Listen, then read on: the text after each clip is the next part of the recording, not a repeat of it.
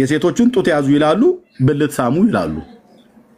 የወንዱን ብልት ግን ቁረጡ ብሎ የሚለው ጉዳይ ነው እኔ በትልቅ ጥያቄ የሆነብኝ። የወንድ ብልት ያስቆርጣሉ፣ የሴት ብልት ያስማሉ። መጽሐፍቶቹ እንደዚህ አይነት መጽሐፍቶች ናቸው። ይህንንም ብሎ እናቱን አመጣለት፣ ጡቶቿንም ይዞ በጡቶቿ ማለለት ይላል። ቀድሞ ከሰጠው ቃል ኪዳን ጀምሮ ከሞቱት እስከ ቃል ኪዳን ድረስ እንዳይታበል እንዳይዋሽ ማለት ነው። ኢየሱስ እንዳይዋሽ ለጠገሮ ነው ለጠግረሮ ለሱ ቃል ኪዳን ሲገባለት ለምን በገዳሙ በመቃብሩ ያመነ በጨጌ ዮሐንስ ያመነ እስላምም ይሁን አረማዊ መናፍቅም ቢሆን እምርልሃለሁ የሚል ቃል ኪዳን ተቀብሎለታል። ስለዚህ ሙስሊሞች በእስልምና ሃይማኖታቸው ሆነው መጨረሻ መዳን ቢፈልጉ በኢየሱስ ክርስቶስ በጌታችን አምነው መጠመቅ አይጠበቅባቸውም በኦርቶዶክስ አስተምህሮት መሰረት። ታዲያ በአባ ዮሐንስ እጨጌ መቃብር ብቻ ነው ማመን ያለባቸው። ዮሐንስም የግብፅ ሃይማኖትን የሚከተሉ የኢትዮጵያ ሰዎች ሁሉ ማር አለው። ይህችም የጸናች አለው ኢትዮጵያውያን የግብፅ ሃይማኖት ነው ማለት ነው የሚከተሉት። ስለዚህ ኢትዮጵያ ኦርቶዶክስ ሀገር በቀለች ብለህ የምትለው ፈረሰ ማለት ለገብረ መንፈስ ቅዱስ ላይ ጎጃሜ ቡዳ ነው ይላል። አንሱ ልብረጠ እሺ ትናንትና ለካህኑ የጠየኳቸው መጽሐፍቶቻቸው በውስጡ የተጻፉት ሁሉ ጭምር ምን ምን እያሉ እንደሚናገሩ እዩልኝ። በዚህ ክፍል ላይ አሁን ትናንትና ለቄሱ ጠይቂያቸው የጻፈውን ሰው ጠይቀው ነው ያሉኝ። መልስ ሲመልሱ የጻፈውን ሰው ጠይቀው አሉ። የጻፈው ሰው ደግሞ ይሄንን መጽሐፍ የጻፈው ማን ነው? ቤተክርስቲያኒቱ ናት። ቤተክርስቲያኒቱ ናት የጻፈችው። ቤተክርስቲያኒቱ እንደጻፈችው በማህተም የተረጋገጠ መጽሐፍ ነው። ያው ይህም መጽሐፍ ያለ አሳታሚ ፍቃድ መልሶ ማሳተም ሆነ ማባዛት በሕግ የተከለከለ ነው ይላል። በኢትዮጵያ ኦርቶዶክስ ተዋሕዶ ቤተክርስቲያን በሰሜን ሸዋ ሀገረ ስብከት በቀውት ወረዳ የጠገሮ አቡነ እጨጌ ዮሐንስ የቤተክርስቲያን ህንፃ አሰሪ ንዑስ ኮሚቴ ጽሕፈት ቤት ነው ያሳተመው ማለት ነው። ኦኬ መጽሐፉ ሁለት መጽሐፍ ነው ያለኝ ስለ አንዱ ሰው፣ ስለዚህ ስለ ገድለ ዮሐንስ እጨጌ ዮሐንስ ዘጸገሮ ማለት ነው። መጽሐፉ የቤተክርስቲያኒቱ መጽሐፍ ለመሆኑ አሳታሚው ራሱ ይሄ በሁለተኛው መጽሐፍም ላይ በዚህ ላይ የጉንዶ ተክለ ሃይማኖት ነው። ይሄው አሳታሚው ጉንዶ ተክለ ሃይማኖት አንድነት ገዳም ነው። በይምራብ ማተሚያ ቤት የታተመው። ስልክ ቁጥሩ ይሄው አለ። ይምራብ ማተሚያ ቤት መደወል ነው። አድራሻ ደግሞ ከተፈለገ የገዳሙ ሙሉ ጭምር እዚህ አለ፣ መጠየቅ ነው። ስለዚህ ግለሰቦች አይደሉም የጻፉት፣ የጻፈውን ጠይቀው ነው ያሉን።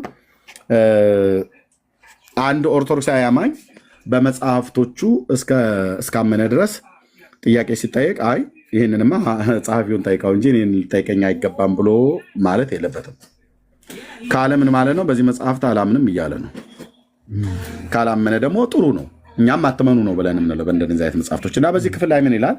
ገጽ 211 ላይ ቁጥር ይሄ ዋናው ታርጌቱ ምንድነው? ልብ በሉ። ከእንደነዚህ እንደነኛ አይነት መጽሐፍቶችን አትመኑ። ለምን? ከእውነት ያርቋቸዋል፣ ከዘላለም ድህነት ያርቋቸዋል። የዘላለምን ሕይወት የምታገኙበትን መንገድ እንዳታገኙት አድርገው ነው የሚያጠፉባችሁ። ስለዚህ አትመኗቸው፣ አትመኗቸው። ወንድሞችና እህቶች አንዴ ይቅርታ ጠብቁኝ። ኦኬ፣ አትመኗቸው እና በዚህ ክፍል ላይ ምን ይላል? ሙሴም ይላል እግዚአብሔር እንዳዘዘው የቸርነቱን ምልክት አየ፣ ሰማ። ድንጋይንም ይይዝ ዘንድ ወደዚያች ወንዝ ሄደ። ያንንም የዓለት ድንጋይ ከሁለት ከፈለው፣ በውስጡ መንታ ሆኖ የበቀለ ቡቃያ ተገኘ ይላል። ልብ በሉ። አሁን ይህን የአምላካችን የእግዚአብሔርን ቃል መጽሐፍ ቅዱስ ያነበብን ሰዎች ይሄ ታሪክ በመጽሐፍ ቅዱስ ውስጥ እንዳለና እንደሌለ እናውቃለን ማለት ነው። መጽሐፍ ቅዱስን ግን ያላነበበ ትውልድ ግን ይሄ ነገር እውነት መስሎት ነው የሚታየው። አሁን ከህዝባችን አብዛኛው ኦርቶዶክሳዊ መጽሐፍ ቅዱስን የማያነብ ስለሆነ ለማንበብም ጊዜ ስለሌለው አንብብም ብሎ የሚያበረታታው ስለሌለ፣ ስለዚህ አሁን ይህን ጽሑፍ ባነብለት ለአንድ ኦርቶዶክሳዊ አሜን ነው የሚለው። እሙቲያውን አሜን ትያለሽ ወይ ሶልን አሜን ትላለህ ወይ ብዬ ከታች ያለው ሰለሞንም ከላይ ያለው ወንድሜ ሰለሞንም አሜን ትላላችሁ ወይ ብዬ ብላችሁ አይሉ ለዚህ ቃል ለምን ደሞ አይሉት? ኤርሚያስ አንተስ አሜን ትላለህ ወይ ብለህ አይደለም። ለምን ለዚህ ቃልም አለው? ይሄን ቃል ውሸት ስለሆነ ማለት መጽሐፍ ቅዱስ ስለሌለ እግዚአብሔር በሙሴ እጅ እንደዚህ አድርጎ የበቀለ ቡቃያ ተገኘ ብሎ የሚል ቃል በመጽሐፍ ቅዱስ ስለሌለ ማለት ነው። ስለዚህ ጴንጤ ወገኔ አሜን አይልም ከኤርሚያስ ጀምሮ። እኛ የምናውቀው ታላቁ ነቢይ ሙሴ እግዚአብሔር በመጀመሪያ አለቱን ምታው አለው። በትሩን ሰድና አለቱን ምታው አለው። አለቱን መታ፣ ውሃ ፈለቀ። ሁለተኛ ያንኑ በትር ይዘህ ሄደ፣ ህዝቡ እያየ አለቱን ተናገረው አለው። በሁለተኛ ሄዶ መልሶ መታው። 2 ጊዜ ውሃ ፈለቀ። አለቱ 2 ጊዜ ተመታ። 1 ጊዜ ብቻ ነበር መመታት የነበረበት። የሙሴ ስህተት ነው ሁለተኛው።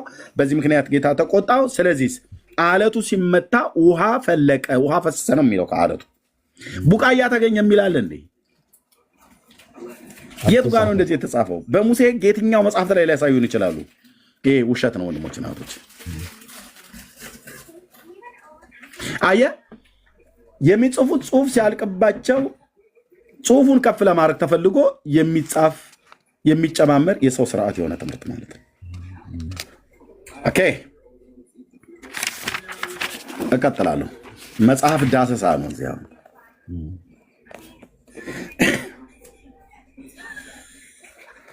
ለምሳሌ አሁንም ከዚህም በኋላ ፈርዖን ተቆጣ ይላል። ሙሴ ከፈርዖን ጋር ሲነጋገር ከኔ ኃይል ማን ይበልጣል? ከኔ ይልቅ አንተ ጌታዬ ነው የምትለው ማን ነው? አምንበት ዘንድስ እሰግድለት ዘንድስ እስኪ ጌታህን አሳየኝ አለው። ፈርዖን ሙሴን። ኦኬ ከዛስ ሙሴም ያለውን ይዩት።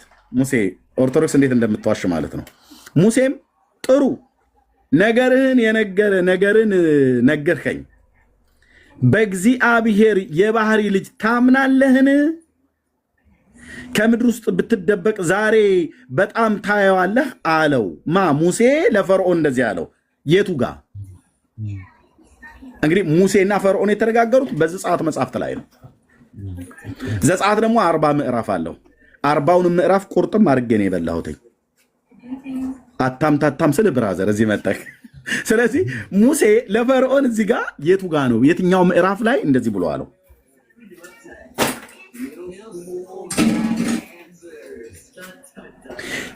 በእግዚአብሔር የባህሪ ልጅ ታምናለህ ወይ ብሎ የቱ ጋር ጠይቀው? ራሱስ ሙሴ እግዚአብሔር የባህሪ ልጅ እንዳለው ያውቅ ነበር እንዴ? በዛን ጊዜ አያውቅም።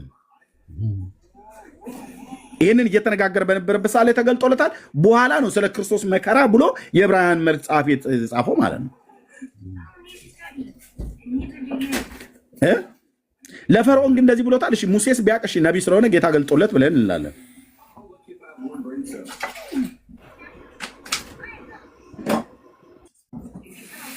የቱ ጋር ነው በእግዚአብሔር የባህሪ ልጅ ታምናለህ ብሎ ሙሴ ለፈርዖን ጠየቀው ብሎ ያላችሁት? ውሸት ሁለት በል ፈርዖን ጋር ማለት ነው። አንደኛ አለቱን ሲመታው ቡቃያ ወጣ ይልሃል። መጽሐፍ ቅዱስ ውሃ ፈለቀ ነው የሚልህ። ስለዚህ ቡቃያ እዚህ በእግዚአብሔር ልጅ ታምናለህ አላለው። ኦኬ እንቀጥላለን። መጽሐፍቶቻችሁ እስካላለቁ ድረስ እኛም እያነበብን መተን እናጋልጣለን ማለት ነው።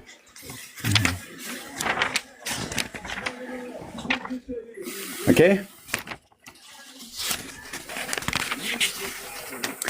እንዲና እንደዚህ የተጻፈበት ነው። ትናንት በጣም ሄደናል እስከ ገጽ 135 ድረስ ማለት ነው። አባታቸው ይሄ ዮሐንስ የሚባለው ማለት ነው እጨጌ ዮሐንስ ዘጸገሮ አባታቸው ዮሐንስም የማይታጎል የምሕረት ባህር ሆይ መታሰቢያን ያደረገ ስሜንም የጠራ ቤተክርስቲያንም ቢሆን አረማዊም ቢሆን ማርልኝ አለው። አረማዊ ማለት የማያምን ማለት ነው። አረማዊም ቢሆን ማርልኝ አለው። ጌታ ወደ ጌታ ነው የሚጸልየው ዮሐንስ የተባለው። ጌታም አባታችሁን ማለት ነው። እኔ አባታችን ብዬ ስለማላነበው አባቴ ስለ አይደለም አባታችሁ ዮሐንስን ሐሰትን ተናገርህ፣ አንተን ስወድ የአንተን ፍቅር እንቃለሁን? እነሆ መታሰቢያን ያደረገውን ስምህን የጠራውን ከእናቱና ከአባቱ ጀምሬ እስከ 10 ትውልድ ድረስ እምርልሃለሁ። ዳግመኛ መልእክቴንና ትእዛዜን አድርሰሃልና ትእዛዜን ያልሰሩ ያልፈጸሙ 14,000 ኃጣንን እምርልሃለሁ። ምኔንና ምኔን ያልፈጸሙ? ልብ በሉ። ትእዛዜን ያልሰሩትንና ያልፈጸሙ ትእዛዜን ያልፈጸሙ 14,000 ኃጣንን እምርልሃለሁ። ጌታችንም ይህን ተናግሮ ከእሱ ተሰወረ ይላል። በዚህ ክፍል መሰረት ምንድነው እያለ ያለው? ዮሐንስ ዘጸገሮ የሚባለው ይሄ ሌላኛው ጸጉረ ልውጥ ማለት ነው። በዚህ መጽሐፍት ምንድነው እየተባለ ያለው? በጌታ በኢየሱስ ክርስቶስ በማመን የሚገኘው ንስሐና የኃጢአት ይቅርታን ሰው ሳይሰማ ሰምቶም በዮሐንስ በአባ ጸገሮ ዮሐንስ ጨጌ ዘጸገሮ በሱ የሚያምን ስሙን የሚጠራ የአባ ዮሐንስ ዘጸገሮ ማለት ነው። ስሙን የሚጠራ መታሰቢያውን የሚያደርግ ዝክር ማለት ነው። የምታበላ የምታጠጣ የምትደግስ ከሆነ ቀይ፣ ነጭ፣ አልጫ፣ ቀይ ወጥ አተርክክን ማለት ነው። ከክተህ ፈጭተህ ዳቦ የተፈተገ ባልተፈተገ ስንዴ ብለህ ጋግረህ አብልተህ ተበላልተህ ስሙን ጠርተህ መታሰቢያውን አድርገህ ከአባትህና ከእናትህ ጀምሬ 10 ትውልድ ድረስ እምርልሃለሁ። እናትና አባትህ እኮ አይኖሩ፣ ግን አንተ ደግስ እንጂ የቄሶቹን ሆድ ሙላ እንጂ ችግር የለውም። ይህን ማንም ያታልሉት ብራዘር። አንተ ዮሐንስን አባ ጸገሮ የተባለው የሱ መታሰቢያ ስላደረግ ከእናትና ከአባት ጀምሮ 10 ትውልድ ማለት ነው። ወደኋላ ቁጠር። አሁን እሙቲ ቁጠር፣ ወደኋላ የዘር ሐረግሽን ትውልድ ማለት ነው። ስትቆጥሩት ስንት ትውልድ እስከ ስንት ትውልድ ድረስ ይቆጥራል? እስከ ስንት ትውልድ ድረስ ይቆጥራል? ኦኬ 10 ትውልድ ድረስ የሚቆጥር ካለ ኦኬ 20 ትውልድ የሚቆጥር ካለ ሰየው። አንዳንድ ወላጆች በጽሁፍ የትውልድ የዘር ሐረጋቸውን ለቤተሰቦቻቸው ስለሚያስተላልፉ ማለት ነው። አንዳንዱ እስከ 10 ትውልድ ድረስ። ሰላም ኤርሚያስ፣ ወንጌል ለምንድን ነው ማሰብከን? ወንጌል ስበከንና እንስማ እስቲ። እሺ እታችሁን ወንድማችን ቴንክ ዩ። እታች ሆነ ነው ወንጌል ለመስበክ ሆነ እታች ሆነ ነው መስማት ያለብህ። ገስት መላክ አይጠበቅብህም። ጃቢ የምታወራ መስሎኝ ነበር። እና እስከ 10 ትውልድ ድረስ ይማርልሃል ብሎ አለው ይላል።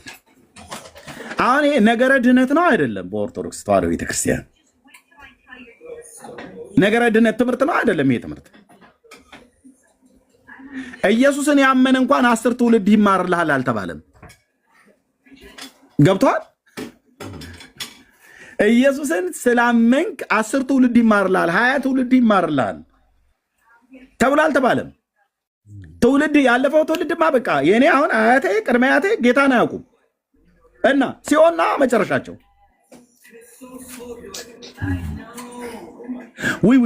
ኤርሚያስ ምን ነው አንተ ምን ነው? አንዳንዱ ይመጣልህና የአንድም ዘማሪ ነኝ አገልጋይ ነኝ ብሎ የሚል ጽፎ ነው ምናምን ነገር ሲናገር ሰምቼዋለሁ። እኔ አለ የኛው እኮ ደግሞ የሚታወቅ ሰው እኮ ነው። እኔ እናቴ በቅርብ ነው የሞተችው፣ ጌታን አታውቅም። ግን ሰው ከሞተ በኋላ ጌታ ከሌለው መንግስተ ሰማያት ይገባል ብሎ የሚለው ነገር እኔ በጣም ብዙ እንትን ይሆንብኛል አለ። ምን ታደበሰብሰዋል አንተ? አታድበስብስ እኮ ነው ብዬ የምልህ። የአንተ እናት ጌታን አልተቀበለችም ፓስተርዬ፣ እናትህ ሲኦል ናት። 4 ነጥብ። የአንተ አባት ጌታን አልተቀበለም ወንድም አለ ጌታን የለውም። አዎ የእሳት ባህር ድቅድቅ ጨለማ ውስጥ ተዘጋጅቶለታል። የምወዳት እኮ ሚስቴ ነች ብለህ ብትል ጉዳይ ነው ብራዘር። እዚህ የሚያወራ ሰውዬ እናትም አባትም ሚስትም ልጆችም ያሉት ነው። 4 ነጥብ። ስለ አንተ ስንል የምናድበሰብሰው ወንጌል የለም። የፓስተር እንትና የአፖስትል እንትና እናቱ ናት። ጌታ የላቸውም ብራዘር። አፖስትልዬ እናትህ ጌታ አያውቁም? ስማቸው በሕይወት መጽሐፍ አልተጻፈም? እና ለሰይጣንና ለመላእክቱ ወደተዘጋጀ የእሳት እቶን ባህር ይጣላሉ። 4 ነጥብ። ማን ያለው? ወንጌሉ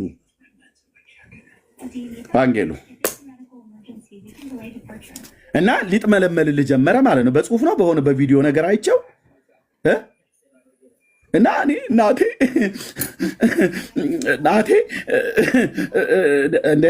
ለቅሶን ካልጨረስክ ጨርስ። ሐዘን ካለ ሐዘኑን ጌታ መድኃኔዓለም መጽናናት እንዲሰጥ እንጸልይልሃለን። ከዛስ ውጪ ያንተ እናት ጌታ ስለሌላቸው የፓስተር እናት ናት። ልጄ እኮ ፓስተር ነው፣ ቤተ ክርስቲያን ሲመግብ ነበረ። ቅዱስ ሚካኤል በእውነት እችን እናቱን ወደዚህ አምጣት። ኧረ አታምንም እኮ ጌታ በአንተ እኮ አታምንም። ግድ የለም ስለ ልጇ ሲል አስገባላለሁ ብሎ የሚል የሂሳብ ስሌት የለውም እግዚአብሔር አብ። ልጁ አለህ፣ የእግዚአብሔር ልጅ አለህ፣ ህይወት አለህ። የእግዚአብሔር ልጅ የለህም፣ ህይወት የለህም። ጸሐፊው ማን ነው? አይሁዳዊው ሐዋርያ ዮሐንስ። አሁን እዚህ እኛ ቤትም ያላችሁ አንዳንድ የምትመለመሉ ሰዎች አላችሁ። ይቅርታ ለዚህ ቋንቋ ምናልባት መጥመልመል ማለት በደንብ ስለሚገልጠው ማለት ነው። ልፍስፍስ ስትልልኛለህ ማለት እምን ጌታ ያቀለ ሰዎችን ልብ። አዎ ያውቃል የሰዎችን ልብ።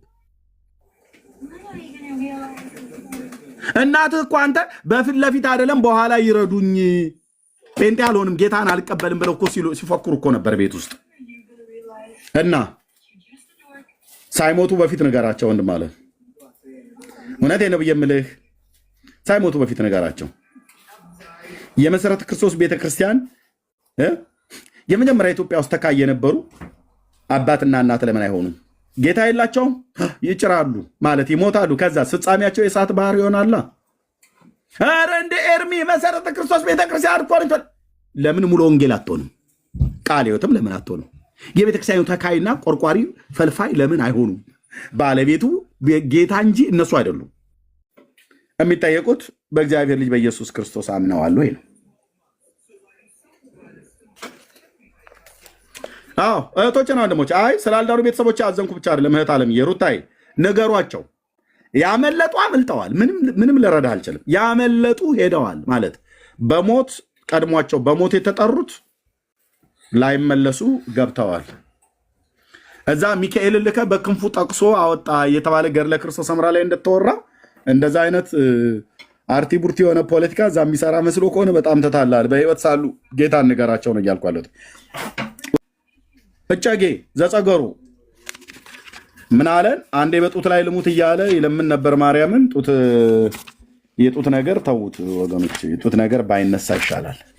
ገና ከዚህ ባሳል ሰማለ ማለት ነው። ኦኬ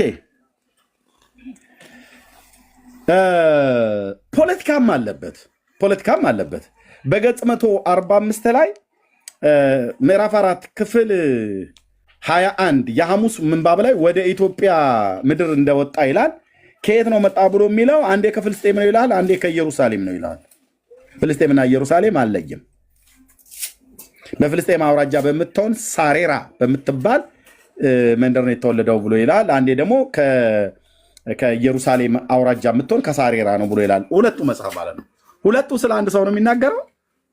የተወለደበትን ቦታ ይሄኛው ፍልስጤም ይላል፣ ይሄኛው ኢየሩሳሌም ይላል። ይሄ ከፍልስጤም አውራጃ በምትሆን በሳሬራ ነው ይላል። ይሄ ደግሞ ከኢየሩሳሌም አውራጃ በምትሆን ከሳሬራ ነው ይላል። እሺ መጣ ወደ ኢትዮጵያ። ከዛ ሲመጣ እንደዚህ ሆነ። ከዚህም በኋላ የከበረ አባታችን አባ ዮሐንስም በእግዚአብሔር ፍቃድ ወደ ኢትዮጵያ ምድር መጣ። ወንጌልን እያስተማረ ለኢትዮጵያ ሰዎች ሐዲስ ሐዋርያ ሆነ። እግዚአብሔርም ደስ እያሰኘ ትግሬ የሚባል ሀገር ደረሰ። ያዝልኝ እንግዲህ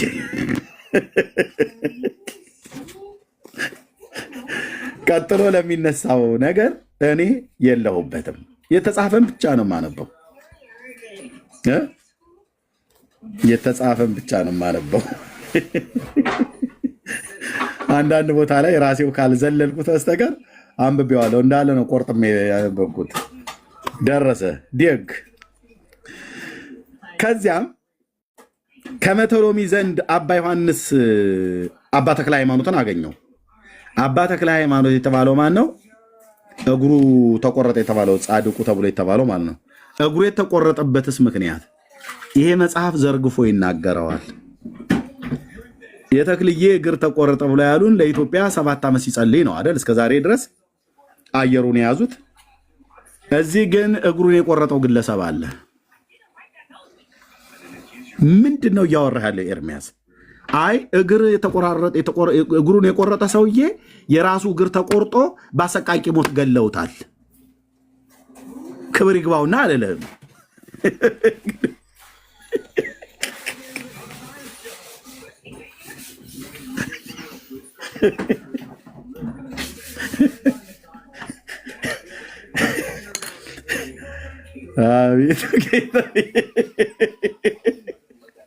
እያንዳንድህ ወደ ቤት ትበተናለህ ማለት ነው። እያንዳንድህ ማለት ነው። በቃ እግሩን የተቆረጠው አቡነ ተክለ ሃይማኖት በምንድን ነው? በጸሎት አይደል?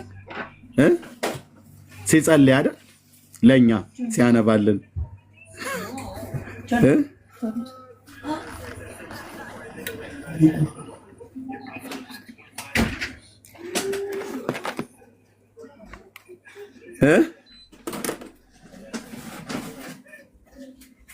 ይደገማል። ይሄ አርዕስት ይሄ ጉዳይ ይደገማል። ደግመን እናነባዋለን።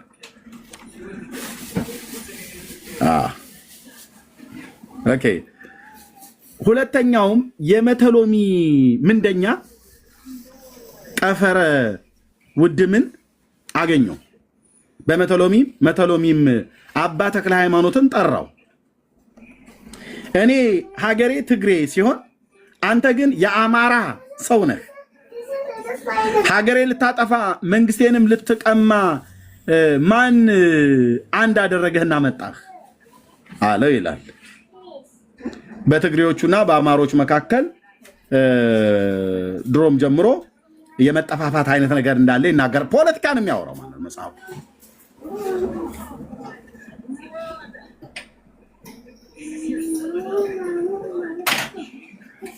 ይሄ መነቋቆሩ ድሮም ጀምሮ ነው ያለ።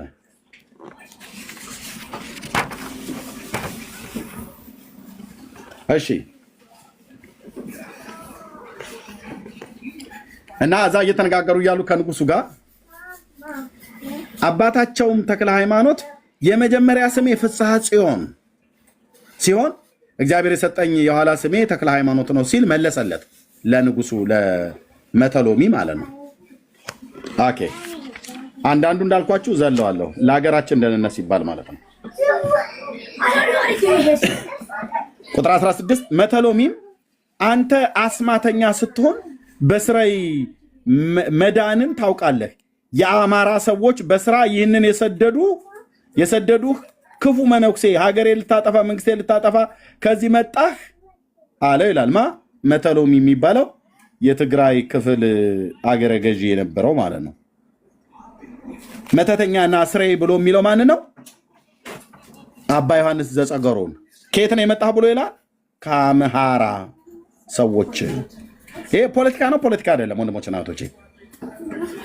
ይሄ ጽሁፍ ነውር ነው? ነውር አይደለም። ሲጀምር በገድላትና በድርሳናቱ በሙሉ እንደዚህ ነው የተጻፈው።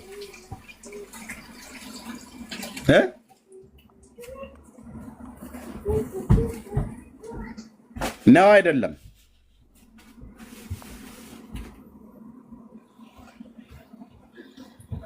የአማራን ህዝብ አስማተኛ፣ መተተኛ እንደዚህ እየተባለ ማለት ነው በመጽሐፍቶቻቸው ውስጥ የተጻፈው።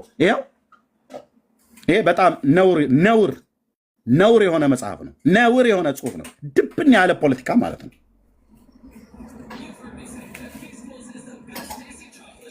ስለ ትግራይ ህዝብ ታምረ ማርያም ላይ ምን ተብሎ እንደተጻፈ አሳይቼዋለሁ። ታምረ ማርያም ላይ ስደርስ ደግሞ ማለት ነው።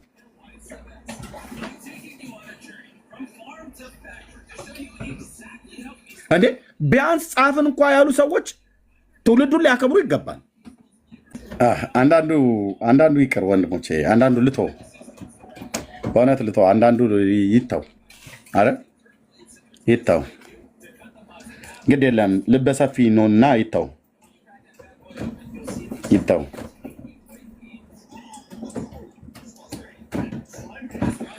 እንጂ ጠላቴስ ብለህ የአማራ ሰዎች ብለህ እንደዚህ አጽፈህ ልተው።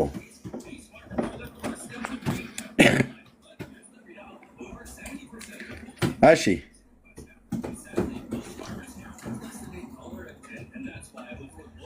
እና ከሰራበት አስማት ይሰራብኛል ብሎ ያለውን ይሄንን ነው ሰውየው ያለው። ያ መተሎሚ የተባለው የትግራዩ ንጉስ ምን አለ ይላል? እስኪ ራሳችሁ አንብቡት። አንተ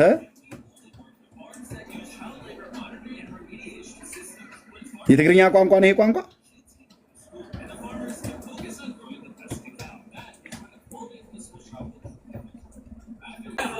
ባይ ዘ ዌይ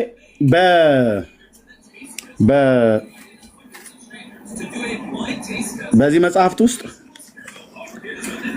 እስላም ይድናል ተብሎ የተጻፈበት መጽሐፍ ነው። የትኛውንም ኦርቶዶክሳውያን ስታገኟቸው ጠይቋቸው፣ እስላሞች ይድናሉ አይድኑም ብላችሁ ጠይቋቸው። በምን በወንጌል እምነት አምነው ይድናሉ፣ እኛም እናምናለን እንደዛ። ግን በወንጌል ሳያምኑ ይድናሉ የእስላሞች ብላችሁ ጠይቋቸው፣ አይድኑም ብለው ይመልሱላችኋል። እንደዛ ብለው ሲመልሱላችሁ ገድለ ቅዱስ ዮሐንስ እጨጌ ዮሐንስ ዘጸገሮ ላይ እስላምን ቢሆን ይድናል፣ ምንም በጌታ ሳያምን ክርስትናን ሳይቀበል ሳይጠመቅ እስላም እንደሆነ ይድናል። ለምን? በገዳሙ በመቃብሩ ያመነ በጨጌ ዮሐንስ ያመነ እስላምም ይሁን አረማዊ መናፍቅም ቢሆን እምርልሃለሁ የሚል ቃል ኪዳን ተቀብሎለታል። ስለዚህ ሙስሊሞች በእስልምና ሃይማኖታቸው ሆነው መጨረሻ መዳን ቢፈልጉ በኢየሱስ ክርስቶስ በጌታችን አምነው መጠመቅ አይጠበቅባቸውም በኦርቶዶክስ አስተምህሮት መሰረት። ታዲያ በአባ ዮሐንስ እጨጌ መቃብር ብቻ ነው ማመን ያለባቸው። ለምን? በገዳሙ በመቃብሩ ያመነ በጨጌ ዮሐንስ ያመነ እስላምም ይሁን አረማዊ መናፍቅም ቢሆን እምርልሃለሁ የሚል ቃል ኪዳን ተቀብሎለታል። ስለዚህ ሙስሊሞች በእስልምና ሃይማኖታቸው ሆነው መጨረሻ መዳን ቢፈልጉ በኢየሱስ ክርስቶስ በጌታችን አምነው መጠመቅ አይጠበቅባቸውም በኦርቶዶክስ አስተምህሮት መሰረት። ታዲያ በአባ ዮሐንስ እጨጌ መቃብር ብቻ ነው ማመን ያለባቸው። ነገረ ድህነት ነው አይደለም? ይሄ ትምህርት ነው። ነገረ ድህነትን ትምህርት የመጽሐፍ ቅዱስን ትምህርት ይቃወማል አይቃወም? ይቃወማል። ነገረ ድህነት በኢትዮጵያ ኦርቶዶክስ ክርስቲያን አምስቱ አዕማደ ምስጢርን ብቻ በማመን ነው ሰው የሚድ ነው አይደለም? አይደለም። እስላም እንኳን ሳይቀር ይድናል ብላ የኢትዮጵያ ኦርቶዶክስ ክርስቲያን ታስተምራለች ማለት ነው።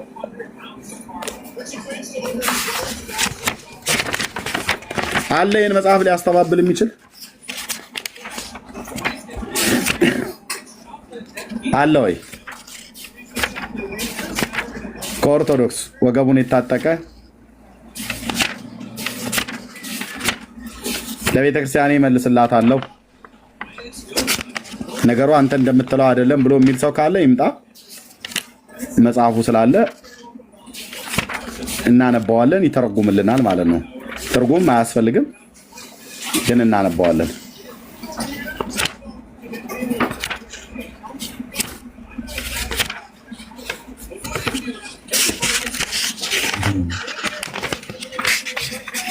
ኦኬ እንደዚህ ይላል። እንደዚህ ይላል ገጽ 247 ክፍል 50 በገዳመ ጉንዶ፣ ይሄኛው መጽሐፍ በተጻፈበት ማለት ነው። የጉንዶ ተክለ ሃይማኖት ማለት ነው። በገዳመ ጉንዶ እንደ ጸለየና ቃል ኪዳን እንደተሰጠው ነው። ያው ታውቃላችሁ ጌታችን ኢየሱስ ክርስቶስ በኢትዮጵያ ኦርቶዶክስ ክርስቲያን አስተምህሮት መሰረት በየስርቻው ነው እየመጣ ቃል ኪዳን ገባላቸው እያለች የጻፈችው ማለት ነው። ጌታ እንደዚህ አይነት ቃል ኪዳን ይገባል አይገባም? ገብቶም አያውቅም። ገብቶም እንኳን አይደለም እጨጌ ዘጠገሮ ነው ዘጠንገሮ ከምትለው ሰውዬ ጋር አይደለም ከጳውሎስ ጋር እንኳን ቃል ኪዳን አልገባም። ወንድ ማለት አልገባም። ከጴጥሮስ ጋር ቃል ኪዳን አልገባም። ከዮሐንስ ጋር 5 መጽሐፍ የጻፈ ቃል ኪዳን አልገባም።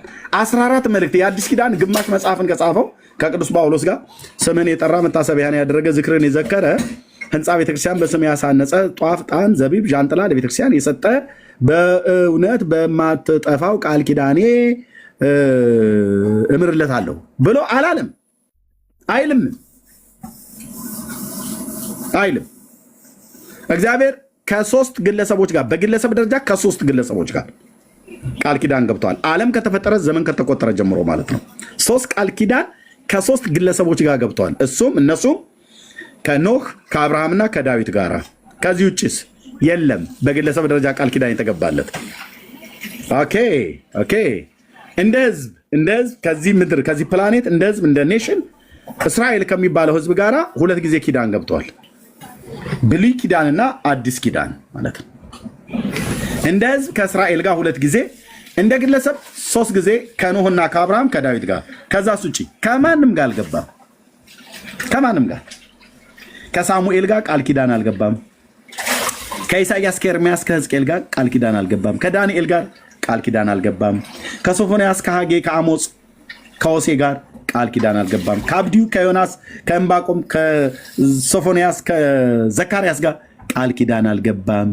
ከጳውሎስ ከጴጥሮስ ከእንድርያስ ከበርቶሎሜዎስ ከማቴዎስ ጋር ቃል ኪዳን አልገባም። እህት ዓለምዬ ገባላት። ቃል ኪዳን ገባላቸው። ቃል ኪዳን ገባላት። ቃል ኪዳን ገብቶላት ቃል ኪዳን ገብቶላቸው ይላል። የቱ ጋር የለም። እግዚአብሔር የገባው ቃል ኪዳን ለአንዴና ለመጨረሻ ጊዜ በልጁ በክርስቶስ ኢየሱስ የሚያምነው የኃጢአቱን ይቅርታ እንዲያገኝ ቀራንዮ ኮረብታ ላይ ልጁን ልኮ ይህንን አድርጓል። ለዘላለም ቅዱስ ስሙ የተባረከ ይሁን። እሺ፣ ስለዚህ እዚህ ቃል ኪዳን እንደሰጠው ይላል። ቃል ኪዳኑን እናንብበው።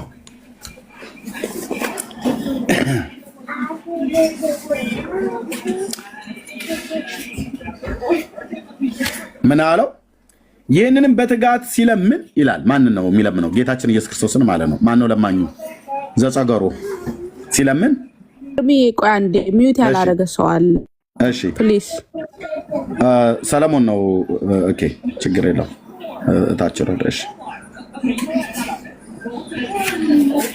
ኦኬ።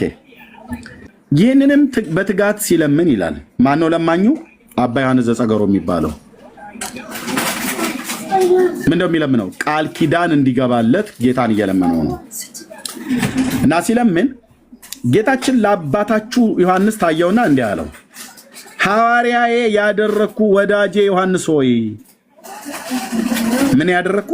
ሐዋርያዬ ያደረግኩ ወዳጄ ዮሐንስ ሆይ አለው ማለት ነው። ሐዋርያዬ ያደረግኩ ወዳጄ ዮሐንስ ሆይ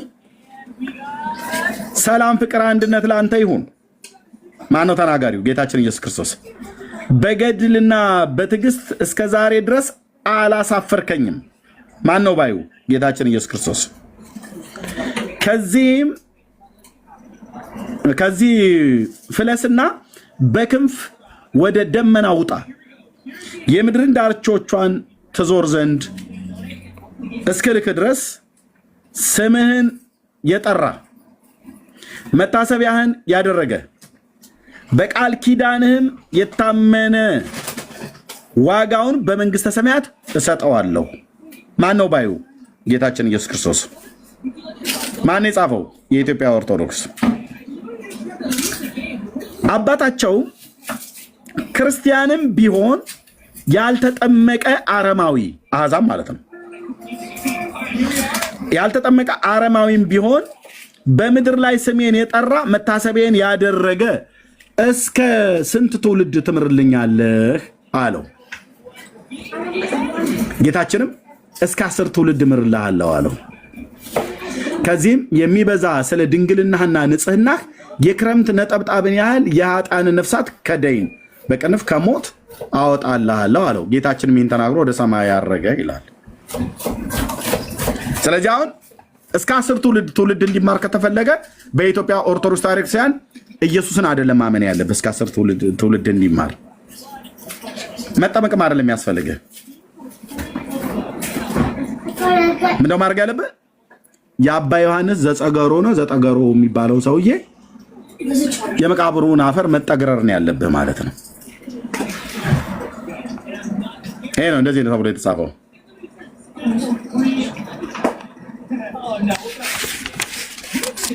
ኦኬ፣ ይህም ብቻ አይደለም።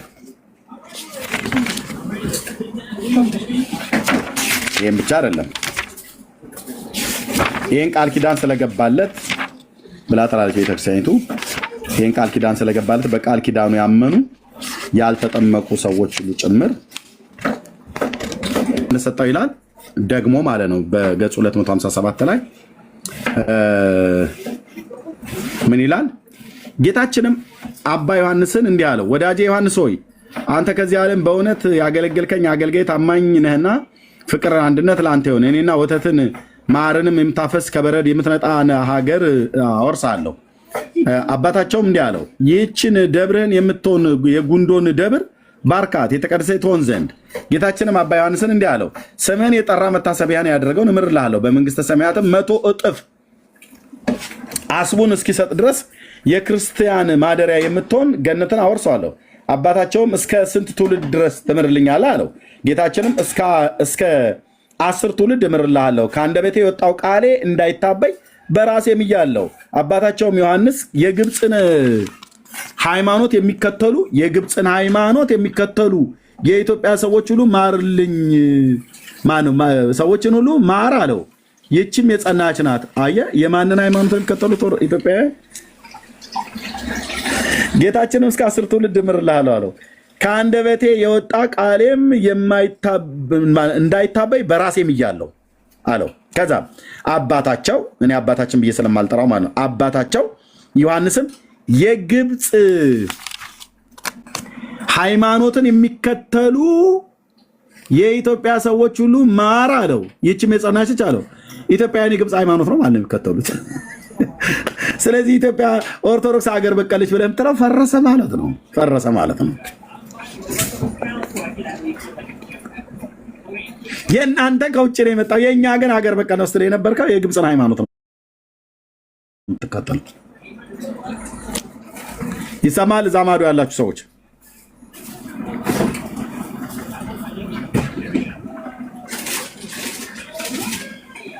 የግብፅ ሃይማኖት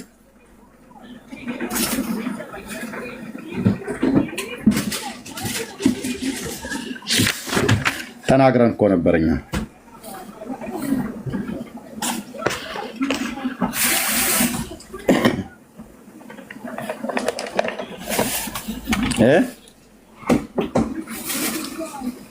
ተናግረን ነበር።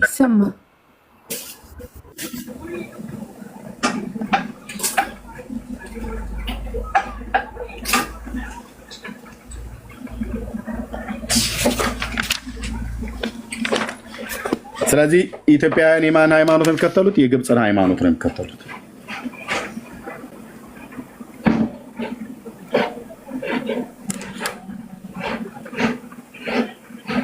ኦኬ፣ ጌታችንን የለመንከኝን ሁሉ ላደርግ ምያለሁ አለ ይላል።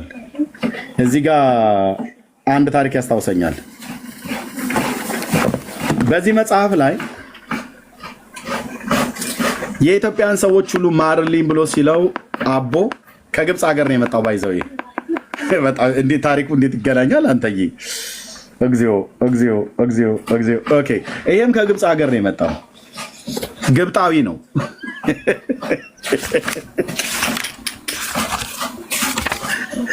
የግብጥ ሰው ነው። ይሄም ሰውዬ እንየው እንዴ! እንደዚህማ አንቀልድም። ያው እንደዚህ ይላል። እርግናው መታሰቡ ያማረ ጽኑ ተጋዳይ ንዑድ ክቡር በሚሆን የከበረ አባታቸው ገብረ መንፈስ ቅዱስን ገድል ማንበብ እንጀምራለን። ንዑድ ክቡር ደግ አባታቸው ገብረ መንፈስ ቅዱስ ከደቡባዊ ግብጥ ከታችኛ አውራጃ ከኒሳ ነው ብሎ የሚለው ከኒሳ በምትባል አገር የወጣ ገዳማዊ ነው። የግብፅ ገዳማ 300 ዓመት ኖረ ይላል። ሰውየው ግብፃዊ ነው ማለት ነው። የግብፃዊው የአቦን ሃይማኖት ነው ኢትዮጵያውያኖቹ የሚያምኑት። ማን ያለው? ገድለ ዮሐንስ ዘጸገሮ። እንደዚህ ነው ጥርስ ከምላስ እያወጣው እምዘከዝክል ማለት ነው። ታገሱ፣ ምንም እንዳትሮጡ፣ ግርግር አያስፈልግም፣ ግፍ አያስፈልግም። ስትመጡ ለወደፊት ጌታ ኢየሱስ ምስክር ያልኩ ፈንዲሻና ቡናን ሻይህን ይዘህ ቁጭ በል። የተጻፈ ነው፣ ያልተጻፈ ቅንጣት አናወራ። ኦኬ። የግብፁ ሃይማኖት ኢትዮጵያውያን ያምኑታል። ኦርቶዶክስ እራሷ ነች የጻፈችው። ይኸው አባታቸውም ዮሐንስ ዘጸገሮ ማለት ነው የግብፅ ሃይማኖትን የሚከተሉ የኢትዮጵያ ሰዎችን ሁሉ ማር አለው። ይችም የጸናች ነች ብሎ አለው። እናንተ የግብፅን ሃይማኖት እየተከተልክ ነው እንደ መተህ የሉተር ሃይማኖት እያልከኝ አቧራ ስታጨስ የነበርከው ማን? ድፋባቸው። የግብፅ ሃይማኖት ነው የሚከተሉት የኢትዮጵያ ሰዎች። እና ኢትዮጵያ ኦርቶዶክስ አገር በቀል አገር ስሪት ብለህ የምትለው ዳሪያስ በራስ መጽሐፍት ላይ ገጽ 278 እንዲህ ተጽፎልሃል። መድኃኒዓለም ምስክሬ እኮ ነው የምልህ። አየው ከገጽ 277 ክፍል 55 ቃል ኪዳን እንደተሰጠው ብሎ በሚለው ላይ ያው ቁጥር 28 ላይ እንዲህ ይነበባል። አብረን የምናነበው አባታቸውም ዮሐንስ የግብፅ ሃይማኖት የሚከተሉ የኢትዮጵያን ሰዎች ሁሉ ማር አለው፣ ይህችም የጸናች ነች አለው። ጌታችንም የለመንከውን ሁሉ ላደርግልም እያለሁ አለው ይላል። ያው የኢትዮጵያን ሰዎች ሁሉ አይደል ብሎ የሚል የኢትዮጵያን ሰዎች ሁሉ ማርልኝ አይደል ብሎ ያለው ምር የለሃለሁ በቃ ያደርከኝ ሁሉ ምር የለሃለሁ አለው። እና አንተ ጉደኛ ምን ልታመጣ ነው ደግሞ ብለካል። እዚህ ደግሞ ሌላኛው ለምኖ አይ የጎጃምን ሰዎች አልምርልህም እነሱ ቡዳዎች ስለሆኑ ብለዋል። ዳግመኛ ማስራት ሰጣለሁ እነዚህ ትእዛዝን ያልፈጸሙ በአማላጅነት ቢያምኑ እምርልሃለሁ አለው። አባታቸውም ጌታችንን ምንም ሰዓት ላይ የኢትዮጵያን ሰዎች ሁሉ ማርልኝ አለው። ላቦ ማለት ነው። አቦ ማርልኝ ምንም ሰዓት ላይ ምንም የኢትዮጵያን ሰዎች በሙሉ አማራ፣ ኦሮሞ፣ ትግሬ፣ ጎንደሬ፣ ከምባታው ላይ ሀዲያ ሳትል በሙሉ ማርልኝ አለው። እና ማሪ ብሎ ሲለው ጌታችንም እስከ ጊዮን ዳርቻ ድረስ እምርልሃለሁ አለው። ጊዮን የተባለው ማን ነው? አባይ። ጻፍ፣ ማስታወሻ እያስክ ብራዘርዬ፣ ተናገር። እውነቱን ነው። ቤቱ በስጋ ሞቅታ የምናወራ መስሎ ነው። ከገባን ከጀመርን ጊዜ ጀምሮ እስከምንጨርስ ድረስ ስድብ ተሳድበን አይደለም የምንወጣው። እዚህ ቤት መጽሐፍት ነው የሚገለጠው። ገድላትም ቢሆን መጽሐፍ ቅዱስም ይገለጣል አልኩ። እላህ ላይ እንገልጠዋለን። መድኃኒዓለም ምስክሬ ስልህ እንገልጠዋለን። ህይወትህን ሁሉ ምስቅልቅል እስኪል ድረስ ማለት ነው።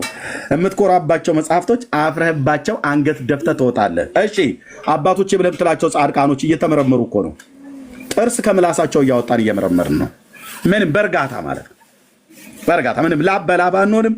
ተረጋግተን ቡና እየጠጣን እግርን ስትሬች እያረቅ ማለት ነው። ማርልኝ አለው። የኢትዮጵያን ሰዎች ሁሉ ማርልኝ ሲለው ጌታችንም እስከ ጊዮን ዳርቻ ድረስ እምርልሃለሁ አለው። አባታቸውም ገብረ መንፈስ ቅዱስ ጌታችንን በጊዮን መካከል ያሉ የጎጃምን ሰዎች ለምን ትለይብኛለህ? የጎጃምን ሰዎች ለምን ትለይብኛለህ? ጊዮን ማለት አባይ ነውና ለምን የጎጃምን ሰዎች ትለይብኛለህ? እነሱንስ አትምራቸውም አለው። ጌታም አዎ አልምራቸውም። የጎጃም ሰዎች አይማሩም? አዎ ለምን? ቡዳ ናቸው ይልሃል መጽሐፉ። አቤት እዘረግፈዋለሁ ስለ መድኃኒዓለም ምስክሬ አነብላለሁ። ሰውን በእግዚአብሔር መልክና አምሳል የተፈጠረውን ሕዝብ ወደ ዝንጀሮ፣ ወደ ጦጣ፣ ወደ ከርከሮ፣ ወደ አይጥ ይቀየራሉ ተብሎ ነው የተጻፈው። ጎጃም መርጦ ለማርያሙን ዲማ፣ ቀራኒዮውን ቢቸና፣ ዱር ቤቴውን ኮሶበር፣ ዳንግላውን ዋቴበር አማኑኤል፣ ደንበጫውን አዲስ ቅዳም፣ ደጀኑን ሉማሜ በሙሉ ጎጃም ምንድነው አይማርም፣ አልምራቸውም ብሏል። ስለዚህ አንተ አበሳን እየጠበስክ ነው። ኢየሱስ ይምረኛል እያልክ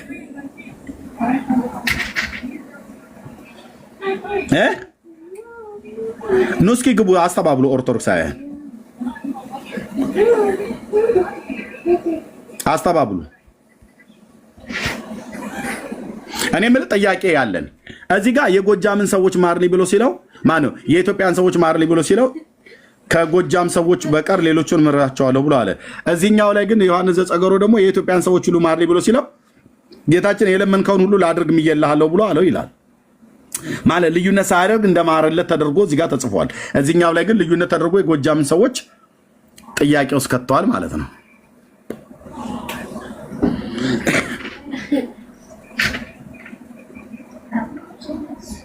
አይ የምን ማርቆስ እንዴ? ማርቆስ የለ፣ ሉማሜ የለ፣ አማኑኤል የለ፣ ደንበጫ የለ። በደንብ በቆሎ ትምህርት ቤት ስለማውቀው ማለት ነው። የለ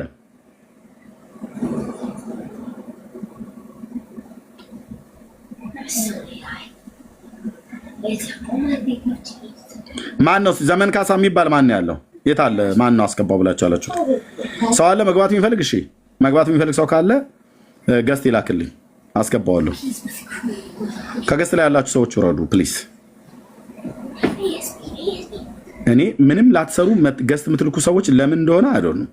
ብሎክ ሳረጋችሁ በውስጥ መስመር ትመጡና ብሎክ ተደረግን ትላላችሁ። ከዚህ ቤት ዝም ብለህ መጣ። አሁን ሰው እንዲቀመጥ አልፈልግም። ኦኬ የት አለ?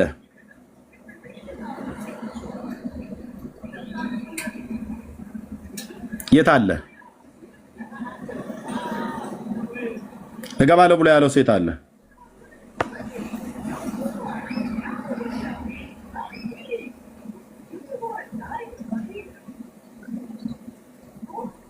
የለም። ስለዚህ በኦርቶዶክስ ተዋሕዶ ቤተክርስቲያን ለዚህኛው ጻድቅ ለተባለው ለአቦ ከጎጃም ሰዎች በቀር ሌሎቹን እምርልሃለሁ ብሎ ሲለው፣ ለዚህኛው ግን ዮሐንስ ጨጌ ዘጸገሮ ለሚባለው ኢትዮጵያን በሙሩ ማርልኝ ብሎ ሲል ጌታችን የሚለምንከኝን ሁሉ አድርግ እምዬልሃለሁ አለው ይላል። አልተምታታም? አልተምታታም ወይ?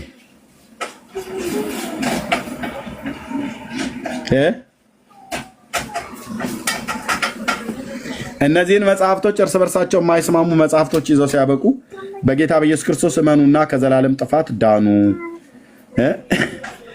ጌታን ሳታውቁ አትሙቱ ብለን ስንል ከሊቅ እስከ ደቂቅ ለመንጫጫት ይሞክራሉ። ተንጫጩ። ጥሩ የመንጫጫት ዘመን ይሆንላችሁ። ውሸትን ውሸት፣ እውነትን እውነት መሆኑን ገልጠን ለትውልድ እናሳያለን።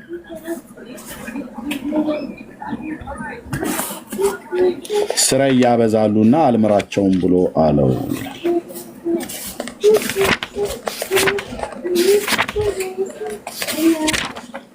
ስራ ማብዛት ብቻ ሳይሆን ራሳቸውን እየቀየሩ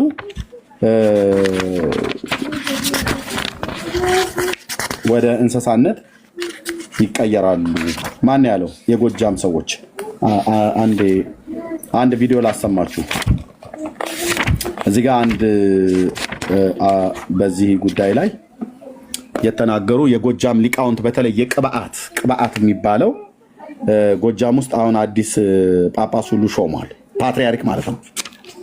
ፓትሪያርክ ሾመዋል እና እዚህ አንድ የሚናገሩ ወይዘሮ እጅጋየሁ የሚባሉ እናት ናቸው። በኢትዮጵያ ኦርቶዶክስ ተዋሕዶ ቤተክርስቲያን እጅግ የሚታወቁ ሰው ናቸው። አክራሪ ኦርቶዶክሳዊ የሚባሉ ሴት ናቸው። እሳቸው የሚናገሩት አንድ ቪዲዮ እዚህ አግኝቼ ይዤዋለሁ። እስቲ እሱን ቪዲዮ አብረን እንስማዋ። ምን ይላሉ የጎጃሞቹ? ጎጃሜ ቡዳኔ ይላል ገድለ ገብረ መንፈስ ቅዱስ ላይ ጎጃሜ ቡዳኔ ይላል። እኚህን እናት ስንት ሰው ያውቃቸዋል? ስንት ሰው ያውቃቸዋል? በኢትዮጵያ ኦርቶዶክስ ተዋሕዶ ቤተክርስቲያን በጣም የታወቁ እናት ናቸው። ኦኬ፣ በጣም ትልቅ ሴት ናቸው። በሃይማኖቱም በኦርቶዶክስ በፖለቲካውም ዓለም በጣም የሚታወቁ ትልቅ ሰው ወይዘሮ እጅጋየሁ ይባላሉ። ስንት ሰው ያውቃቸዋል? ኦኬ፣ ነበሩ። የመሐሙድ አህመድ ሚስት ነበሩ። ኦኬ ኦኬ። ምን እንደሚሉ ስሙ። የቤተ ክርስቲያን የቅርብ ሰው ናቸው። እሺ ቴንክ ዩ እህትየው። ኦኬ፣ የቅርብ ሰው ናቸው። ምን ይላሉ? በዚህ በቡዳው ላይ ማለት ነው። ገድለ ገብረ መንፈስ ቅዱስ ላይ ጎጃሜ ቡዳኔ ይላል። አንሱልን ብለን ጠይቀናል። እስከ መቼ ነው ቡዳ እየተባልን የምንኖረው ብለን ጠይቀናል። መልስ ሰጠን። ስማ፣ እስከ ዛሬ ድረስ ያነሳልንም የለም ያንተንም ያለልን የለም። በቃ እንደገና እኔ ጥቁር መልበስ ነገር ያኔ ነጭ ልብስ ነው የለበስኩት። አልለብስም ጥቁር። ምን ተፈጠረ ብዬ ነው ጥቁር የምለብሰው ብያለሁ። ከዚህ በፊትም ይህንን አንስተህብኝ ጥቁር ልበሱ ተባለ። እስቲል ያስቀኛል። ምን ነው የጎጃም አልተለበሰ ጥቁር? ፓትሪያርክ ሹመዋል። አሁንም ፓትሪያርክ አለ ጎጃም። ድሮ አልነበረም ፓትሪያርክ። ፓትሪያርክ ሊቀ ጳጳስ ነው ወይስ ፓትሪያርክ? ፓትሪያርክ ፓትሪያርክ ከአቡነ ማትያስ ሌላ? አዎ ጎጃም ላይ ምን አሉ? ቅባት ሃይማኖት ነው። እኛ ሰምተን አናውቅም። ቅባት የሚባል ሃይማኖት የምን ቅባት ነው? ደውዬ ሰዎቹን ከዛ ደውዬ አነጋግረ እኔ ቤተክርስቲያን ይመለከተኛል፣ ያመኛል። ሚዲያም ላይ ወጥቼ ጽፌያለሁ። እባካችሁ አባቶች፣ አረ ቤተክርስቲያናችሁ ወዴት እየወረደች ነው? ምን የፌስቡክ ላይ ይሄንን ነገር እባካችሁ አንድ አድርጉልን ብዬ ደብዳቤ ጽፌያለሁ። እንዳውም አስታውሳለሁ እኔ ሄጄ አነጋግራቸዋለሁ ብሎ ፋንታውን ሙጬ ከሌላ ጋር ተልኮ ሂዶ ነበር። ተኩሰው ነው ያባረሩት። ማለት ወይዘሮ እጅጋየሁ ማለት በተሟላ ሁኔታ እንዲመልሱ ገቢዬ ነው። ራስ ላይ ነው የኢትዮጵያ ኦርቶዶክስ ተዋሕዶ ቤተክርስቲያን አንድ ፓትሪያርክ አላት። በየቦታው ጳጳሳት፣ ሊቀ ጳጳሳት አሉ። የኢትዮጵያ ማደረጃጀት የገባው ሰው ሚዩት ታደርጋለህ ወይስ ላስወርድ? ብፁዕ ወቅዱስ አቡነ ማትያስ ይባላሉ። ከእሳቸው ውጭ የኢትዮጵያ ኦርቶዶክስ ተዋሕዶ ቤተክርስቲያን ሌላ ፓትሪያርክ በሚል ስም አለ እያሉኝ ነው። ማለት እኔ ገረመኝ እያልኩህ ትግራይ ያለው መንበረ ሰላማ እንኳን ሌላ ፓትሪያርክ አላደረገም። ባይዘወይ ፓትሪያርካችን አቡነ ማትያስ ናቸው ብሎ ነው የሚያምነው። አልተነገረማ። አቡነ ሳዊሮስ ጳጳስ ነው የሾሙት፣ ፓትሪያርክ አልተሾመም። ትግራይ ጳጳስ ነው የሾሙት። 10 ጳጳሶች ተሾመዋል። ወደውም አይደለም፣ ፈተና በዝቶባቸው ነው። አቡነ ሳዊሮስም ፈተና በዝቶባቸው እንዳይመረጡ እሳቸው የሚደረግ ከዛ በፊትም በአቡነ አብርሃም ጋር ተወዳድረዋል። ሰምተ የለም እንዴና አቡነ ጴጥሮስ ሁሉ ሲሰድቧቸው ምንም የማያውቅ ሀይም እያሉ እንደ አልተፈተኑ። ፈተና ሲበዛብን ስለጎደል ነው ስላነስን ነው ብለው ያንን ቢያስተካክሉ እዳት የለም። ግን ጎጃም ላይ ይኸውልህ ፓትሪያርክንም ላሳይ ይችላል። የጎጃም ፓትሪያርክ ጉድ ነው። እኚህ ናቸው ፓትሪያርክ፣ ትልቁ ፓትሪያርክ ናቸው። እኛው ጳጳስ ናቸው። አሁንም ፓትሪያርክ ናቸው። አሁን ምን ተባለ? ቅባት እነሱ ቅባት ሃይማኖት ነው። ድሮ የለም ቅባት ሃይማኖት ነበር አይደለም እንዴ? ማለት መቼ ነው የሹመት የተደረገው? አሁን በአቡነ ማትያስ ጊዜ ያው ቀኑን አቡነ አብርሃም የጻፉት ኦፍኮርስ። አዎ ያው ጥበቃ ይደረግ እንዴ? ለምን አያውቁም? ምን ያደርጋሉ? ቢያውቁስ ቀኑን እዚያ ማየት ይችላል። ሰኔ 16 2012 አለ። ከዛን ጊዜ ጀምሮ ፓትሪያርክ ተሾሞ ቁጭ ብሎ እንደደረግልን ስለመጠየቅ ይላል። እና ይህን የጠየቁት ነው አጀንዳ የሆነው። ማንም ሚዲያ አጀንዳ ሲያደርገው አይቻላል። አይደረግም። ዘር መረጣ ነው። እውነት ከሆነ ግን የጎጃሙም መውጣት አለበት፣ የትግራዩም መነገር አለበት። ሆይ ከተብ የሚባለው የአቡነ ሳዊሮስም ሾሙ የተባለው መውጣት አለበት። እኔ ሳል ጳጳስ 3 ጳጳስ ሆኑ መሾም ይችላል። የአቡነ ሳዊሮስ ጉዳይ በጣም ነበር አነጋጋሪ የነበረው ብቻ ሳይሆን ኦርቶዶክስ ተዋሕዶ በመላ ሀገሪቱ ጥቁር ሁሉ ተለብሶ ቤተክርስቲያን ማቅለበሰች፣ ኦርቶዶክስ ማቅለበሰች ተብሎ ብዙ ነገር ነው የተባለው። እንግዲህ 25 መሰሉ እንግዲህ የኤጲስቆጶሳት ምርጫ ተደረገ ነው የተባለው። የፓትሪያርክም አይደለም። የትግራዩ የመንበረ ሰላማ ያው የራሱ ሂደት አለው። ቅድም እንዳሉት ከብዙ ሙከራ በኋላ ሰሚ ጠፍቶ ብዙ ርቀት ሄደው ነው በዛ ደረጃ ላይ የደረሱት። እሱም ይታወቃል። ይሄ ጉዳይ ግን በጣም ነበር አጀንዳ የነበረው። እነዚህ 2 ነገሮች ለምሳሌ እና አቡነ ሳዊሮስ መጀመሪያ የጀመሩት ወዲህ ሰው የተደረገው እንቅስቃሴና የትግራይ የመንበረ ሰላም ነው። ከዛ በላይ ደግሞ ፓትሪያርክን የሚያክል በአንድ ሀገር ውስጥ ወይ ሌላ ሃይማኖት ከሆነ አንድ ነገር ነው። በኢትዮጵያ ኦርቶዶክስ ተዋሕዶ ቤተክርስቲያን ግን አንድ ፓትሪያርክ ነው ያለው። በተለየ ሁኔታ ሲደረግ በምን መልኩ ትሪት አደረገችው ኢትዮጵያ ኦርቶዶክስ? ምን ይመስል ነበር? እኔ እንግዲህ እስከማውቀው ድረስ ነው ማወራ። ይህንን ልክ እንዳየሁ በጣም አሰብኩኝ። ከሆነ ከነኝ ከፈራሚዎቹ መሀል ማውቃቸው ጋር ደወልኩ። ምን እየተሰራ ነው? ምን ሆናችሁ? ለምንድን ነው? ቤተክርስቲያኔ ነው፣ ሁሉም ሀገሬ ነው። ጎጃምን ብዙ ስራ ሰርቻለሁ። ስለዚህ ሀገሬ ነው፣ ኢትዮጵያዊ ነኝ። ምንድን ነው የመለሱልኝ? አይ እኛ ከአቡነ ጳውሎስ ጊዜ ጀምረን እናታችን ብዙ ነገር ይስተካከል ብለን ጠይቀናል ያሉ ለኔ ነው። ጠይቀናል። ስንጠይቅ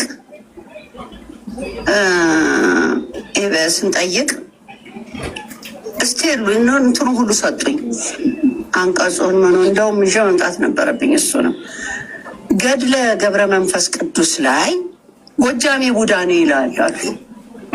አንሱልን ብለን ጠይቀናል። እስከ መቼ ነው ጉዳይ እየተባልን የምንኖረው ብለን ጠይቀናል። መልስ አጣን። እስከ ዛሬ ድረስ ያነሳልንም የለም እንትንም ያለልን የለም ብለን ወተናል። ግድ የላችሁም ቤተክርስቲያን አትበትኗት ሰርቻለሁ። ስለዚህ ሀገሬ ነው፣ ኢትዮጵያዊ ነኝ።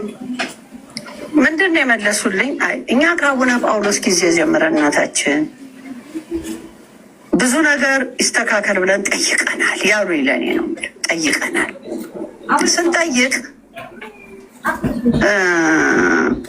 ስንጠይቅ እስቲ እንትኑ ሁሉ ሰጡኝ። አንቀጹን መኖ እንደውም ይዤ መምጣት ነበረብኝ። እሱ ነው ገድለ ገብረ መንፈስ ቅዱስ ላይ ጎጃሜ ቡዳኔ ይላል። አንሱልን ብለን ጠይቀናል። እስከ መቼ ነው ቡዳ እየተባልን የምንኖረው ብለን ጠይቀናል። መልስ አጣን። እስከ ዛሬ ድረስ ያነሳልንም የለም እንትንም ያለልን የለም። በቃ ብለን ወተናል። ግድ የላችሁም ቤተክርስቲያን አትበትኑ። እኔ ጨምራለሁ። በወላይታ ህዝብ ላይ በኦሮሞ ህዝብ ላይ የተጻፈው ማለት ነው። እስከ ዛሬ ድረስ አንዳንዶች አይተውት የተዉትን እኔም የተውኩትን ኦኬ ይውጣ። የጎጃም ሰዎች እዛ ያሉት ሊቃውንቱ እዚህ መጽሐፍ ላይ ጎጃሜ ቡዳ ነው እየተባን እየተሰደብን ነው ብለው ለብፁዕ አቡነ ጳውሎስ ፓትርያርክ የሞቱት ማለት ነው። ከጠቅላይ ሚኒስትር መለስ በነበሩ ጊዜ የሞቱት ለሳቸው ሁሉ ጭምር ሳይቀር በደብዳቤ ገብተዋል። ጎጃሜ ቡዳ ነው እየተባለ በመጽሐፍቶቻችን ላይ እስከ መቼ ነው ቡዳ እየተባለ እየተሰደብን የምንኖረው? ከዚህ መጽሐፍት ላይ አንሱልን ብለዋል።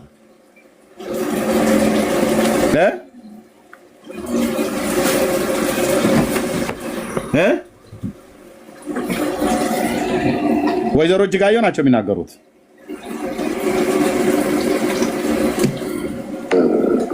ወይ ሌላ ሃይማኖት ከሆነ አንድ ነገር ነው። በኢትዮጵያ ኦርቶዶክስ ተዋሕዶ ቤተክርስቲያን ግን አንድ ፓትርያርክ ነው ያለው። በተለየ ሁኔታ ሲደረግ በምን መልኩ ትሪት አደረገችው ኢትዮጵያ ኦርቶዶክስ? ምን ይመስል ነበር? እኔ እንግዲህ እስከማውቀው ድረስ ነው ማወራ። ይህንን ልክ እንዳየሁ በጣም አዘንኩኝ። ከሆነ ከነኝህ ከፈራሚዎቹ መሀል ማቃቸው ጋር ደወልኩ። ምን እየተሰራ ነው? ምን ሆናችሁ? ለምንድን ነው? ቤተክርስቲያኔ ነው፣ ሁሉም ሀገሬ ነው። ጎጃምን ብዙ ስራ ሰርቻለሁ። ስለዚህ ሀገሬ ነው፣ ኢትዮጵያዊ ነኝ። ምንድን ነው የመለሱልኝ? አይ እኛ ከአቡነ ጳውሎስ ጊዜ ጀምረን እናታችን ብዙ ነገር ይስተካከል ብለን ጠይቀናል ያሉ ለእኔ ነው ጠይቀናል።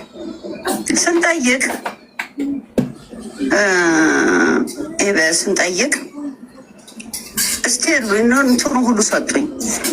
አንቀጹን መኖ እንደውም ይዤ መምጣት ነበረብኝ። እሱ ነው ገድለ ገብረ መንፈስ ቅዱስ ላይ ጎጃሜ ቡዳኔ ይላል። አንሱልን ብለን ጠይቀናል። እስከ መቼ ነው ጉዳይ እየተባልን የምንኖረው ብለን ጠይቀናል። መልስ አጣን። እስከ ዛሬ ድረስ ያነሳልንም የለም እንትንም ያለልን በቃ ብለን ወተናል።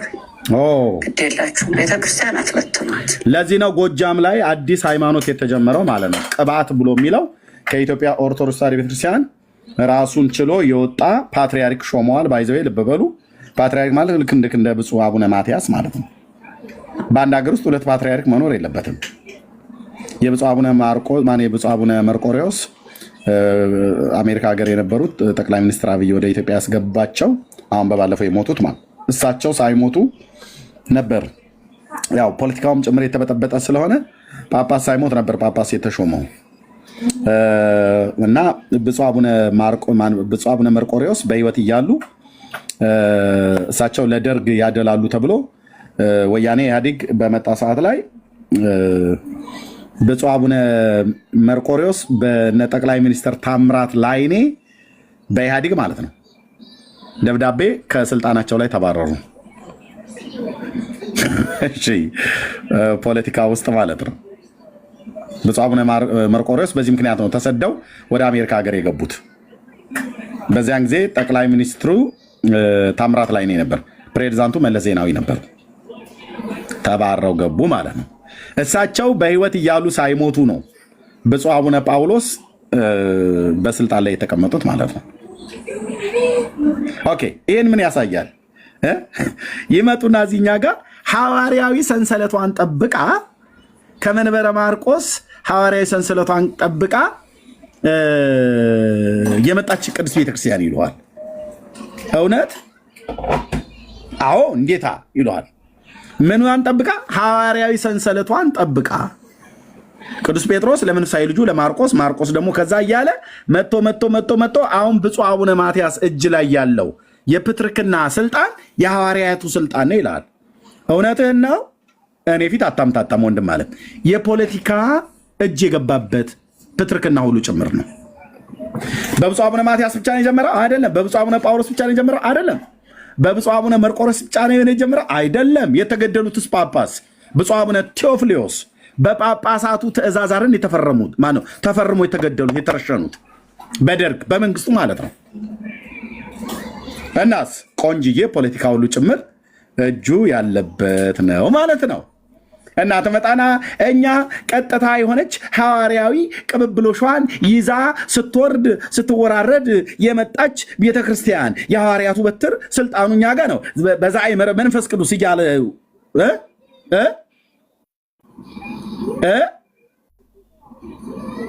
ይህንን ምንም የማያቀዝብ ፊት ትለዋለህ፣ እኔ ፊት ግን አትለውም። መድኃኔዓለም ምስክር እኮ ነው ብዬ የምልህ። ጳጳሱ የተገደሉበትን ፊርማውን ሁሉ ጭምር አወጣልሃለሁ። ጥግ ይዘህ አጣጥመዋለህ። ምንም እንኳን ጳጳሱ በሕይወት ባይኖሩም ብፁዕ አቡነ ቴዎፍሊዮስ የተገደሉበት እንዲገደሉ ጳጳሳቶቹ ናቸው የፈረሙት።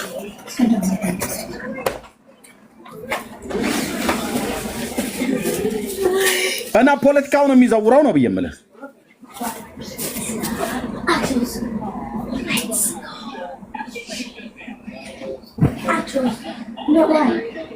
ምን ነው አርምሞ በዛ፣ ጸጥታ በዛ። ምን ነው ምንም የሚንቀሳቀሰው ኦርቶዶክስ የለም። በኮሜንት ላይ ሁሉ ትንሽ የሚንቀሳቀስ ሰው አታዩም? የለም ወይ? የሚሳደብም እኮ ጠፋ። ቅድም ሲጽፉ የነበሩ ሁሉ ዝም ጭጭ አሉ። ተዘረግፍልሃለሁ ማለት ነው። እና በፖለቲካ እርስ በርስ ወያኔ ሲመጣ የሾማቸውን፣ ደርግ ሲመጣ የሾማቸውን፣ እንትና ሲመጣ አብይ ብቻ ነው ያልሾመው። እስካሁን አብይ ብቻ ነው ፓትሪያርክ ያላወረደው። ሌላ በሙሉ አውርዷል። አንዱ ሲያወርድ፣ አንዱ ሲሰቅል፣ አንዱ ሲሾም፣ አንዱ ሲሽር ማለት ነው። ጠቅላይ ሚኒስትር አብይ ብቻ ነው ጳጳስ ያላወረደው ያልሾመውም፣ ፓትሪያርክ ያልሾመውም ያላወረደው።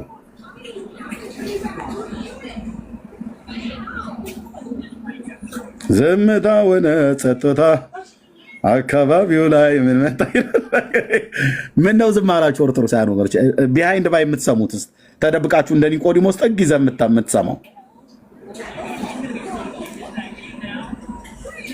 እስኪ ቀረብ በሉ፣ ቀረብ በሉና እናወራ።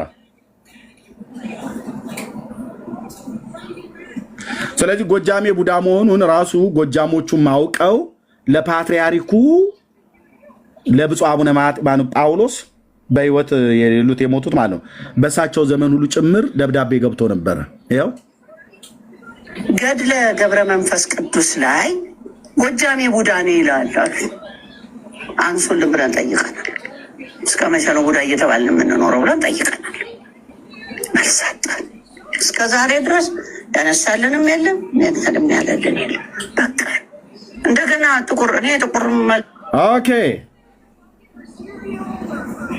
ገድለ ገብረ መንፈስ ቅዱስ ላይ ጎጃሜ ቡዳ ነው የሚላል። እኛ እኮ አሳየን ገና እሳቸውም ሳይናገሩ በፊት በታድሶ ውስጥ ነን። አሳየን፣ ተናገረን።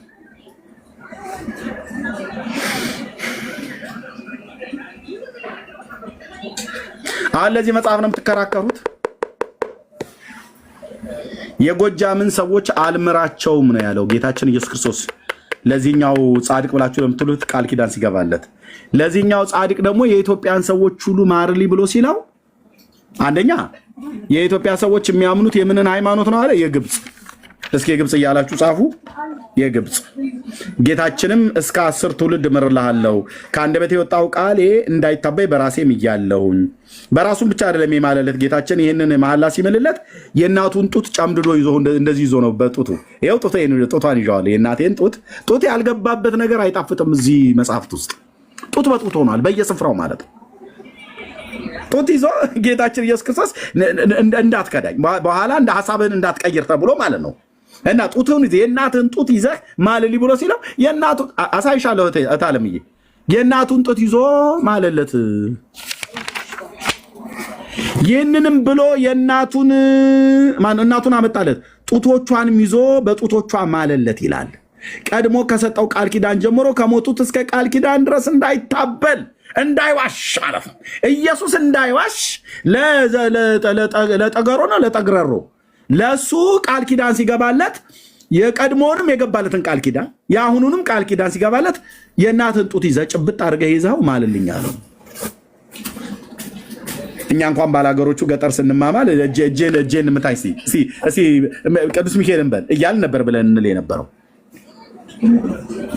ቃሉ ምን እንዳይል ቃል ኪዳኑ እንዳይታበል እንዳይዋሽ ኢየሱስ እንዳይዋሽ የእናቱን ጡት ይዞ ማለለት። ሲምልለት ለዚህኛው ሰውዬ የጎጃምን ሰዎች አልምርልህም ቡዳ ናቸው ብሎ ያለውን ለዚህኛው ግን በሙሉ ምሬልሃለሁ አለው ይላል።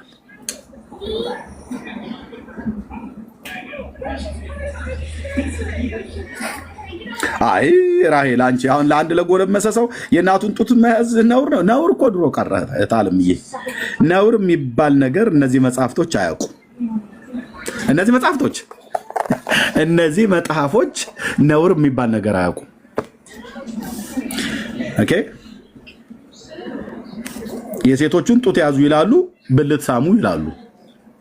የወንዱን ብልት ግን ቁረጡ ብሎ የሚለው ጉዳይ ነው እኔ በትልቅ ጥያቄ የሆነብኝ። የወንድ ብልት ያስቆርጣሉ፣ የሴት ብልት ያስማሉ። መጽሐፍቶቹ እንደዚህ አይነት መጽሐፍቶች ናቸው።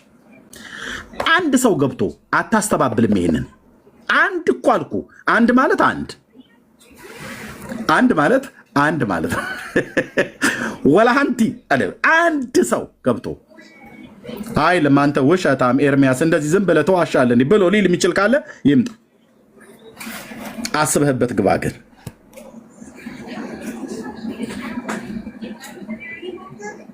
የወንዶቹ ምን በወጣው ነው የሚቆረጠው? የወንዶቹን ቁረጦ የሴቶቹን ሳሙ የሚባልበት ነገር ገጽ እኮ በገለጥን ቁጥር ብልት ነው። የወንድ ብልት፣ የሴት ብልት፣ ጡት እንደዚህ ነው እና በቃል ኪዳናቸው የታመነ የተለማመጠ ምናምን ነገር ይልሃል። አንተ ኢየሱስ አይሻልም እንደ ወንድም አለም እህቴ፣ ኢየሱስ ይሻልሻል አይሻልሽም? አጭርና ግልጽ ነው።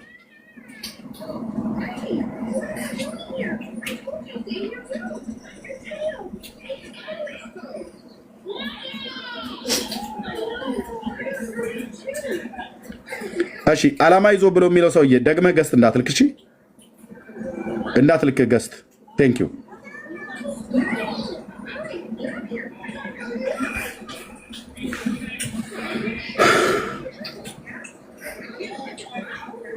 የእናቱን ጡት ይዞ ማለለት አላለችንም? ኦርቶዶክስ መሐላ በጡት ሆነ። ኢየሱስ ጡት ይዞ ነው የሚምለው። ሲምል እንዳይታበል ማለት እንዳይዋሽ ማለት ነው። ቆይ በራሴ ምዬልሃለሁ ብሎ ሲለው አይ እንደዛማ አይደለም በራሴ ምያለሁ። የቱ ጋር ነው በራሴ ምዬልሃለሁ ያለው? አዎ ቆይ ያው ጌታችንም እስከ 10 ትውልድ ድረስ እምርልሃለሁ ከአንደበቴ የወጣ ቃሌ እንዳይታበይ በራሴ ምያለሁ። አይበቃም እንዴ በራሱ መማሉ? አይ ነው ጌታ ኢየሱስ እንደዚህ በራስ ምለህማ ማንም የሚያምን የለም። እኛ እንድናምንህ ከተፈለገ የኦርቶዶክስ አማኞች እንድናምን ከተፈለገ ጡት ይዘህ ማልልን። በጡት ነው መጨረሻ ማጽኛው። ይህንንም ብሎ እናቱን አመጣለት። ጌታችን ኢየሱስ ክርስቶስ ነው ያመጣለት ለዮሐንስ ዘጸገሮ።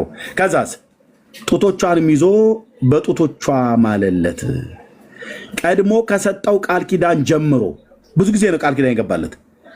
በሞቱ እስከሰጠው ቃል ኪዳን ድረስ እንዳይታበል እንዳይዋሽ ማለት ነው። በጡት ማህተም አረጋግጣለት ማለት ነው።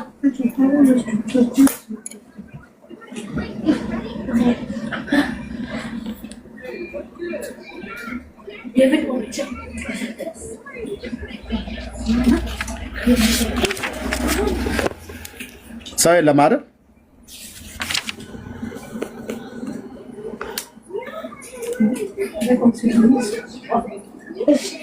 ይሄ ዮሐንስ ዘጸገሮ የሚባለው ሰውዬ ያው መሞት አይቀርምና በታሪክ ውስጥ ገደሉት፣ ሞተ ማለት ነው።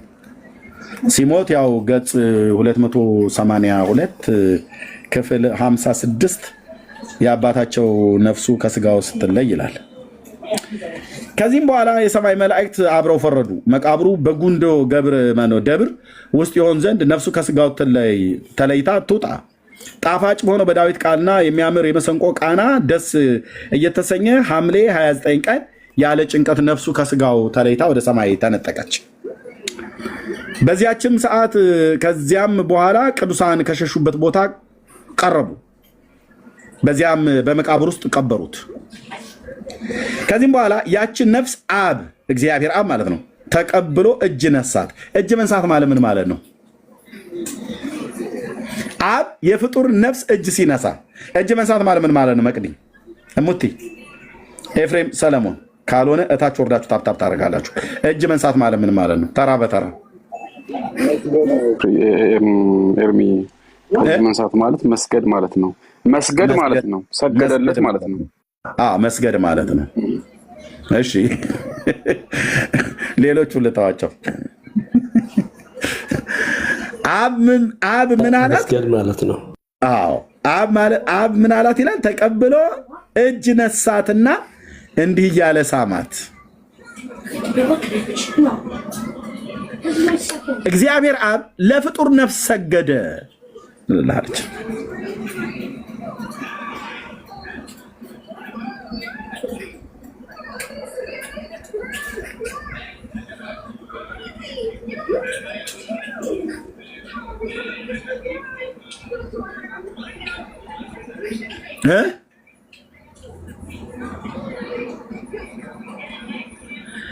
አብ ተቀብሎ እጅ ነሳትና እንዲህ እያለ ሳማት።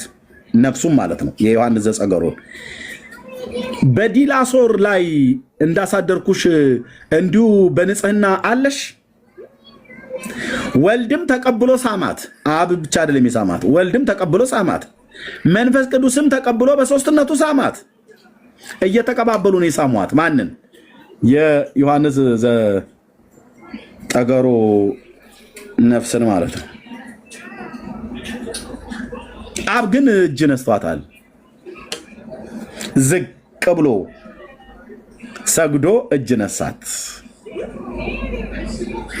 እግዚአብሔር አብ ለፍጡር ነፍስ ሰገደ።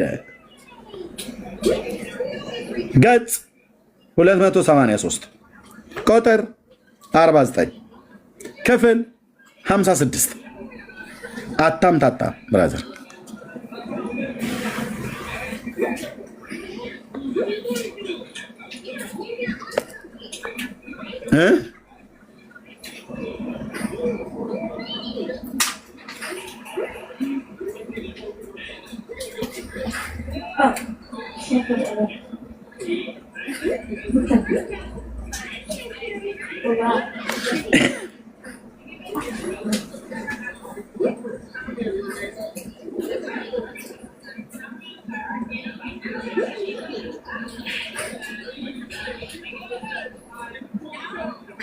ምን ተሻለ? ምን ተሻለ? ገና እንቀጥላለን። ስለ መድኃኔዓለም ምስክሬ ነው። አሰልፌልሃለሁ አልኩ። መጽሐፍቶቹን በሙሉ አሰልፌያቸዋለሁ። መላሽ ከተገኘ መላሽ እስካልተገኘ መላሽም ኖርም እንትኑ ብትበሉም እበላለሁ ባትበሉም እበላለሁ ብሎ እንዳለው ሰውዬ ማለት ነው። እኔ ገቡም ተናገሩም እናገራለሁ፣ ገብተው ባይናገሩም እናገራለሁ። ይሄው ነው። ይሄ አገልግሎቱ ጠባይ ነው። ገብታችሁም ብትናገሩ እናገራለሁ፣ ባትናገሩም እናገራለሁ።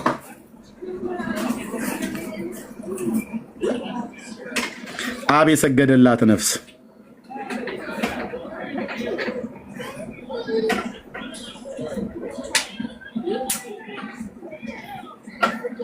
እነዚህ መጽሐፍቶች ይዘው ነው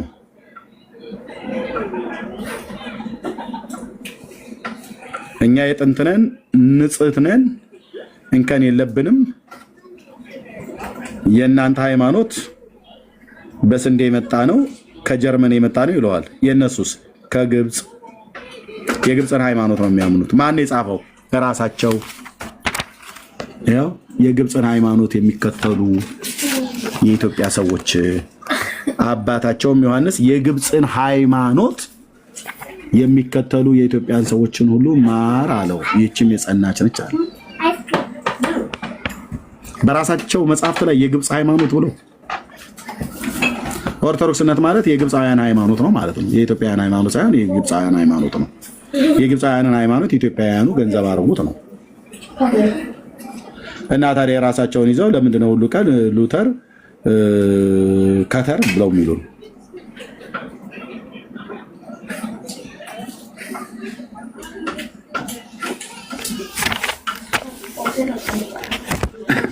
እንግዳ አለ ገብቶ ሊያወራን የሚችል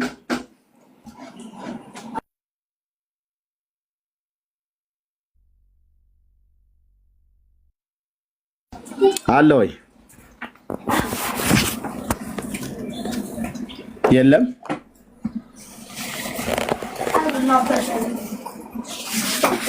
ምን ቦታህና ትገባለህ?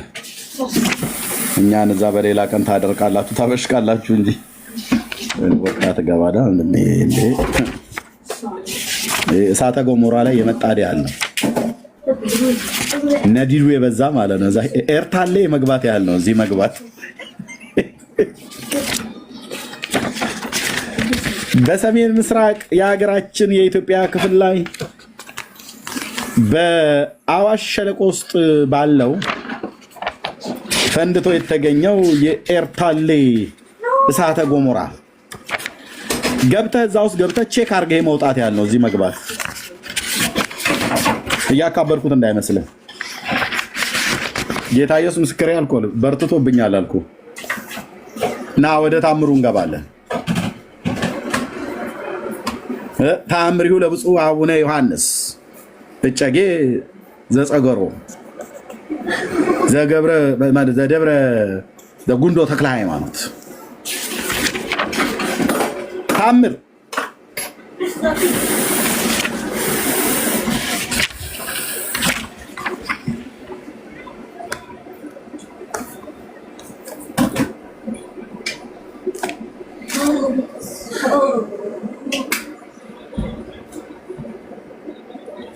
ማንም የለም የሚመጣ ወገኖች።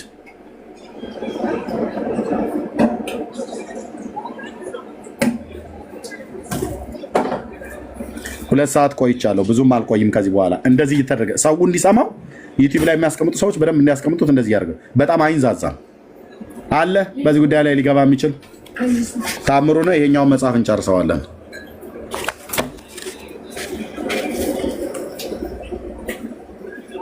ጌታ ኢየሱስ አሁንም እንደሚጠባ ታውቃላችሁ። በኦርቶዶክስ ሃይማኖት ትምህርት አሁንም የማርያምን ጡት እንደሚጠባ ታውቃላችሁ። ታውቃላችሁ ወይስ አታውቁ? እኛ የምናውቀው ጌታ ኢየሱስ ክርስቶስ ጠብቶ አድጎ እንደማንኛውም ጠባ ብሎ የሚል መጽሐፍ ቅዱስ ላይ የተጻፈ የለም። ግን እናቶችና ብታጠባው አይገርመንም። እንደማንኛውም ሕፃን በጥበብና በእውቀት በሞገስ በሰውና በእግዚአብሔር ፊት ስላደገ ጌታዬ በምድር ላይ 33 ዓመት ከ6 ወር ኖሮ ነው ወደ ሰማያት ያረገው። አሁን በአባቱ ቀኝ እድሜው 2018 በኢትዮጵያውያን አቆጣጠር 2018 በነጮቹ 2026 ዓመት የሞላው አምላክ ሰው በአብ ቀኝ አለ። በነጮቹ ካላንደር አቆጣጠር 2026 እድሜ ያለው አምላክ ሰው በአብ ቀኝ አለ። የኛ ወገን በአብ ቀኝ አለ። ሊቀ ካህናችን በአብ ቀኝ አለ። የቤተልሔሙ ሕፃን አድጎ በአብ ቀኝ በክብር አለ። ተመልሶም ደግሞ ይመጣል። ኢየሱሴ ስሜ ይባረክ፣ የኔ አባት ስሜ ይባረክ፣ የኔ ንጉሥ። ኦኬ አሁን በአባቱ ቀኝ ነው እንጂ የተቀመጠው በእናቱ ቅፍ ላይ የተቀመጠ ጡት እየጠባ የምታየው ሕፃን የለም። ኦርቶዶክስ ቤተክርስቲያን ግን ትላለች ታምር 2 ገጽ 328 ላይ በቁጥር 3 ላይ በዚያን ጊዜ በምስጋና ከፍ ከፍ አደረጉት። ያው ሰውየው ማለት ነው። ከዛስ በቀኝና በግራዋ ሚካኤልና ገብርኤል የሚጠብቋት የእመቤታችን የማርያምን ስዕል ተመለከተ። ትንሽም ሕፃንም ወተት እየጠባ በክንዷ ላይ ነበረ። ዛሬም አዎ ኤርሚያስ ምንም አታመጣም ነው የሚሉት።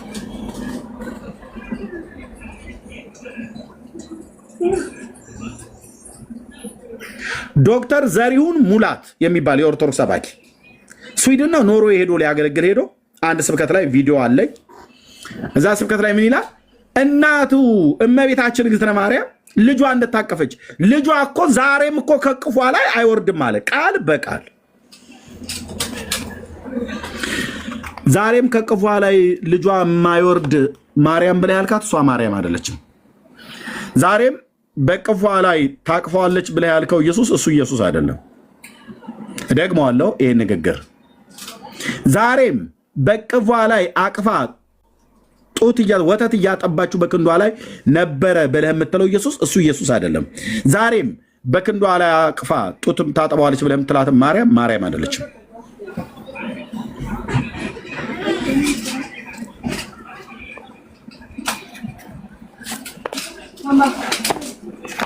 ሕፃኑም ሌላ ነው፣ እናቲቱም ሌላ ናት ማለት ነው። ሌላ ማለት ጣዖት ማለት ነው።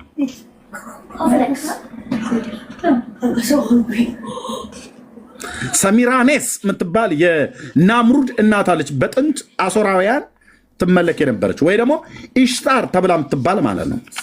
የፍቅርና የጦርነት አምላክ ናት ተብላ ትባል ነበር። በጥንት አሶራውያን ትመለክ ነበር። ወይ ደግሞ በጥንት ኢራናውያን ፐርዥያ ማለት ነው አናሂታ ብለው ይጠሯታል። ያችኑ በሴት አንቀጽ ትመለክ የነበረችዋ ማለት ነው። ወይ ደግሞ በጥንት ሮማውያን ዲያና ብለው ይጠሯት ነበር። ወይ ደግሞ በጥንት ግሪካውያን አርጤሚስት ብለው ይጠሯት ነበር። ወይ ደግሞ በጥንት እስራኤላውያን የሰማይ ንግስት ብለው ይጠሯት ነበር። ዛሬ ማርያም ተብላ የምትጠራዋ ማለት ነው። እነዚህ ስማቸው በአሕዛብ ሀገሮች በጠሯቸው በግሪክ፣ በአሶር፣ በፐርዥያ ኢራን ማለት ነው። እንደዚሁም በእስራኤል ጨምሮ በሮም እነዚህ ይመለኩ የነበሩት በሙሉ ልጇን ጡት ታጠባለች ብለው የሚል ነበር።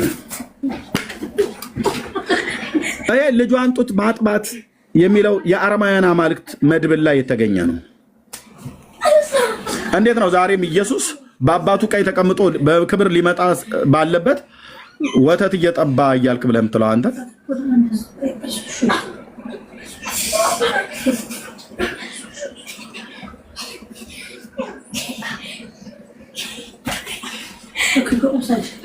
ወተታም ትውልድ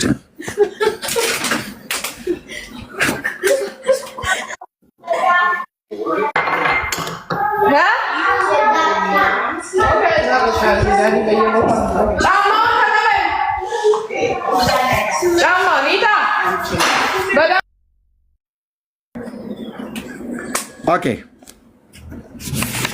ጡት እየጠባ አገኛት ይላል እንዴ?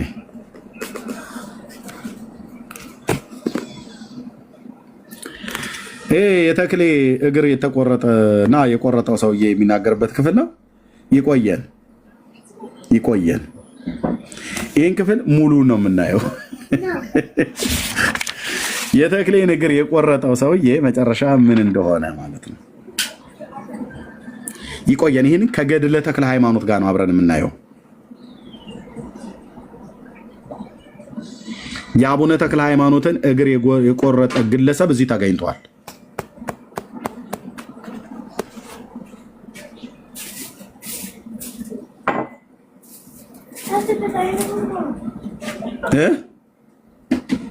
እንደ ኤርሚያስ ለእኛ 7 ዓመት ሲጸልይ እኮ ነው እግሩ የተቆረጠው ተብሏል።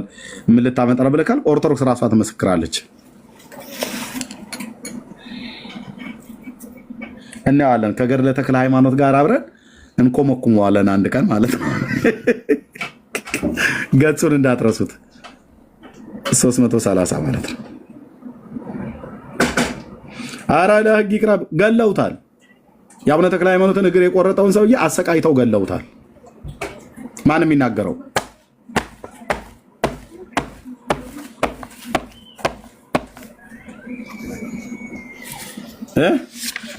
እጅ በእጅ እግር በእግር ተብሎ እንደተባለ እና ቆርጠውታል።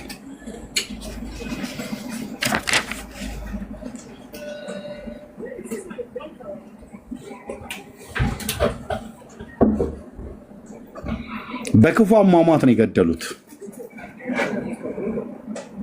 ማን ነው ይህንን አሁን የሚያስተባብል? እኔ እኮ አንድ የሚያስተባብል ሰው እንኳን የለም።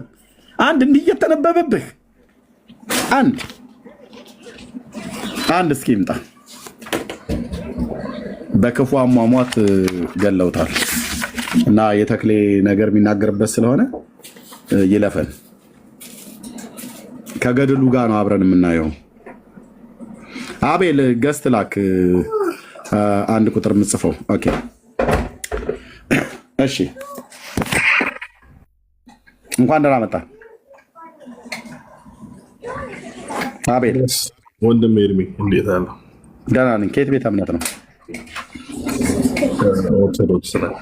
እንኳን ደህና መጣ። እሺ ሰምተዋል እየተነገረው የነበረውን ክፍል? አዎ የኔ አንድ ጥያቄ ብቻ ነበር ከአክብሮት ጋር ዝቅ ብዬ ጠይቄ የፈለኩት እንጂ ለተጠይቀው ጥያቄ መልስ ልሰጥ አይደለም። እሱም በቂ ከኔ የበለጠ ማስረዳት የሚችሉ ይገባሉ ብዬ አስባለሁ። ከኔ በተሻለ ማስረዳት የሚችሉ ይገባሉ። ለሱ የት አለ የገቡት? ምን ያህል ጊዜ ሆነ እዚህ ፔጅ ላይ ከገባህ? እኔ አሁን 2 ሰዓት ሆነኝ። 2 ሰዓት ከ7 ደቂቃ ሆነ። አንድ በኮሜንት ላይ ተሳድቦ ይወጥ የእኔ ጥያቄ የነበረው ግን ገድሉ እኮ የተጻፈው ለተቀበሉት ሃይማኖቱን እምነቱን ያንን ለተቀበሉት ነውና አንተ ደግሞ ያው እንደምናሉ የኦርቶዶክስ ተዋህዶ አባል አይደለህም እና እንዴ ከሱ ጋር አይጋጭም? ምን ይጋጫል ወንድሜ ያቤል? እኔ አሁን የኦርቶዶክስ እምነት ተከታይ አይደለሁም አሁን በአሁን ሰዓት ማለት ነው። እኔ ጌታ የምከተለው የወንጌል አማኝ ነኝ። ግን አንድ ሰው ኦርቶዶክስን ለወቃት ብሎ ቢል እንደኔ አይነቷን ለወቃት ብዬ ብል የማቃት በመጽሐፍቶቿ ሁሉ ጭምር ነው አይደል? አይደለም። በምን እንደማቃት መጀመሪያ ኦርቶዶክስ ተዋህዶ ቤተክርስቲያን ለማወቅ ከመጽሐፍ ቅዱስ ነው የምትጀምረው። ምን መጽሐፍ ቅዱስ ምን ብሎ ከሚለው ልጀምር እኮ ከብሉ ከሐዲስም 81 መጽሐፍ ቅዱስን ከዛ ጀምሮ ቅደም ተከተል ትምህርቶች አሉ። ያንን መስፈርት አድርገው ገድል እነዚህ ገድላትን አንዳንድ ነገሮችን መጠቀም እነዚህ ለቤተክርስቲያን አገልግሎት የተጻፉ ለተቀበሉ ነውና እንደ አንድ ዶክትሪን እኮ አይደለም።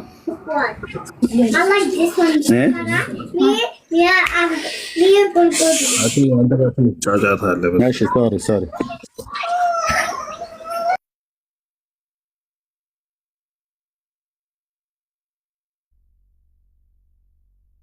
እሺ ይቅርታ ልጆች ስላሉ። እሺ ምንድን ያልከኝ? ለተቀበሉት ነው እንጂ ለእናንተ አይሆንም ነው እያልከኝ ያለው?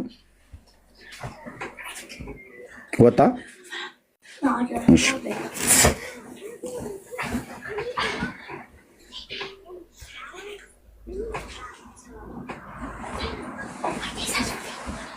ሌላ አለ ገብቶ ለዚህ ሊመልስ የሚችል ሰው?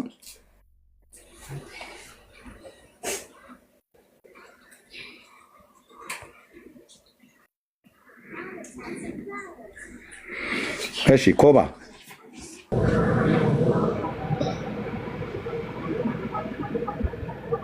ኮባ ኪችን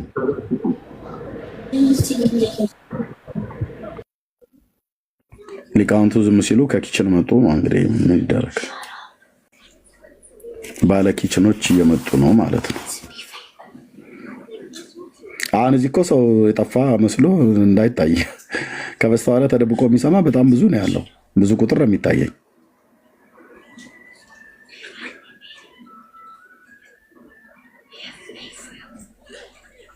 ከነማማሰያው ሊገቡበት ነው ማለት ነው። እንግዲህ ኪችን አካባቢ ማማሰያ አይጠፋምና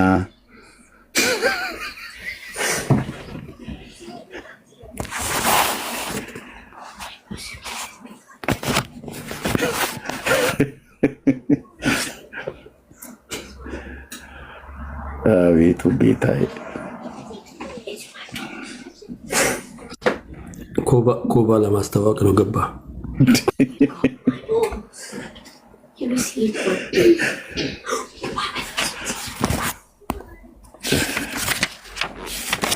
ኦኬ እሺ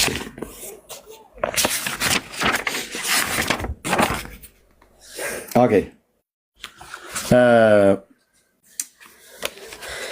ይብቃና ይብቃን። በኋላ እንዳትቀሩ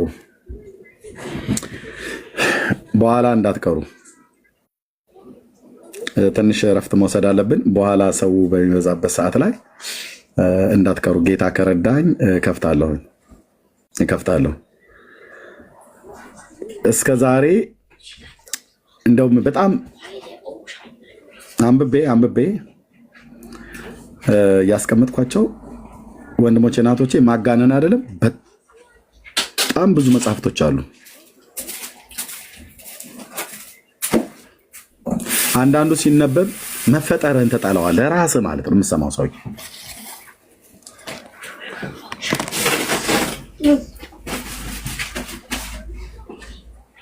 አሁን ዮሐንስ የሚባለው ሰውዬ እናትና አባቱ እኮ ግንኙነት ሳያደርጉ እኮ ነው የተጸነሰው።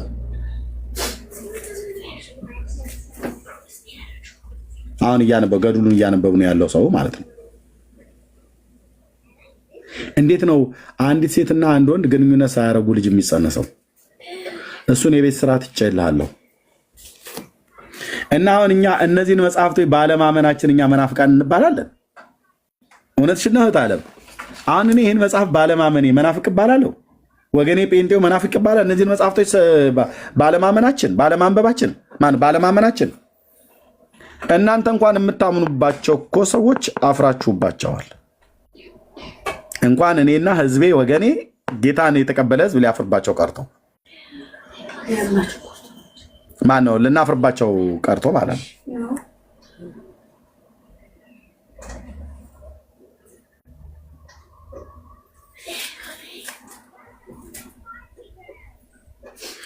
መጽሐፍ ቅዱስ አንብቡ ብለን የምንላችሁ ለዚህ ነው ወገኖች ኦርቶዶክሳውያን። መጽሐፍ ቅዱስ አንብቡ። መጽሐፍ ቅዱስ ስታነቡ እውነትን ታውቃላችሁ።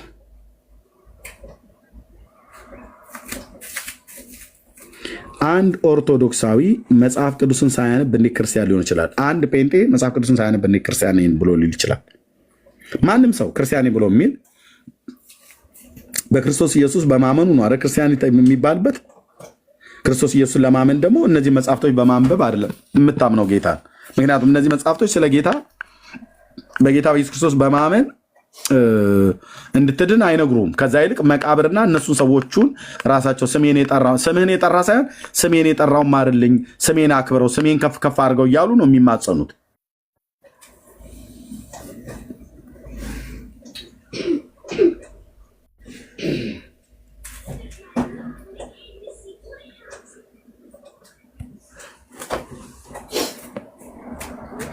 ስለዚህ ረጅም ሰዓት መውሰድ ስለማልፈልግ ይህንን የያዙ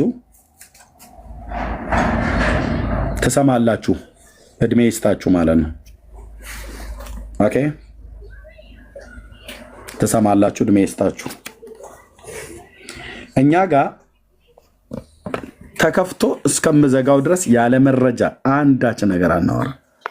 አንዲት ቃል አልኩ፣ አንዲት ቃል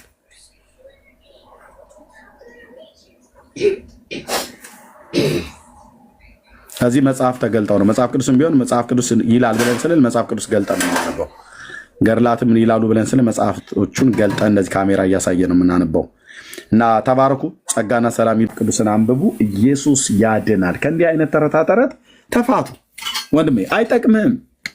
አይጠቅምህም። ዘመንህን እንደ ነቀዝ የበሉ መጽሐፍቶች ናቸው። ምንም ስታነባቸው ብትውል ለህይወት አንዳች የሚረባ ነገር የሚሰጡ ነገር የለም። ለዚህ ነው እራሳቸው አፍረውባቸዋል፣ ህዝቡ እንደ ህዝብ ማለት ነው።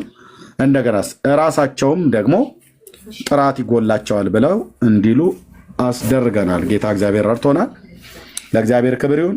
ሰዎች ሁሉ ይድኑ ዘንድና እውነትን ወደ ማወቅ እንዲደርሱ የሚወድ እግዚአብሔር ቅዱስ ቃሉን እንድታውቁ ይህንን የእግዚአብሔርን ቃል አንሱና አንብቡ። የሁል ጊዜ ምክራችን ነው። የኔም የወንጌላውያን ወንድሞችና አማኞች እህቶችና ወንድሞች ወገኖች ምክራችን ነው። እባካችሁ የሰው ልጆች የሆናችሁ ከግንባራችሁ በታች እግዚአብሔር ሁለት ዓይንን ፈጥሮላችኋል። በዚህ ዓይንህ በጣም ብዙ ነገር የሚታየውንም የማይታየውንም ታያለሽ። ይህንን የእግዚአብሔርን ቃል አንበባችሁ ለህይወታችሁ መዳን የሚሆነውን እግዚአብሔር የሰጠንን ቅዱስ ቃሉን አንበባችሁ ከዘላለም ፍርድ እንድትድኑ በጌታ ፍቅር እንለምናችኋለን። የሁላችንም ምክር ነው። የወንጌላውያን አማኞች በሙሉ ምክር ነው። ከነዚህ ራቁ፣ ወደዚህ ተጠጉ። ይህንን ለቀቅ፣ ይህን ጠበቅ አድርግ። ዮሐንስ ዘጸገሮ አቡነ እንትና የሚባለውን ተውና ጌታን ያስ ኦኬ፣ ወደ ጌታ ተጠጋ። ጌታን ወቅ ያበራልሃልም። ጌታን ወቁ፣ ዳኑ ከዘላለም ፍርድ። ይህን እላችኋለን። ጸጋና ሰላም ይብዛላችሁ። በኋላ ጌታ ቢፈቅድ እንገናኛለን። እስከዛው ቸር ቆዩን። ተባረኩ። ሰላም ሁኑ።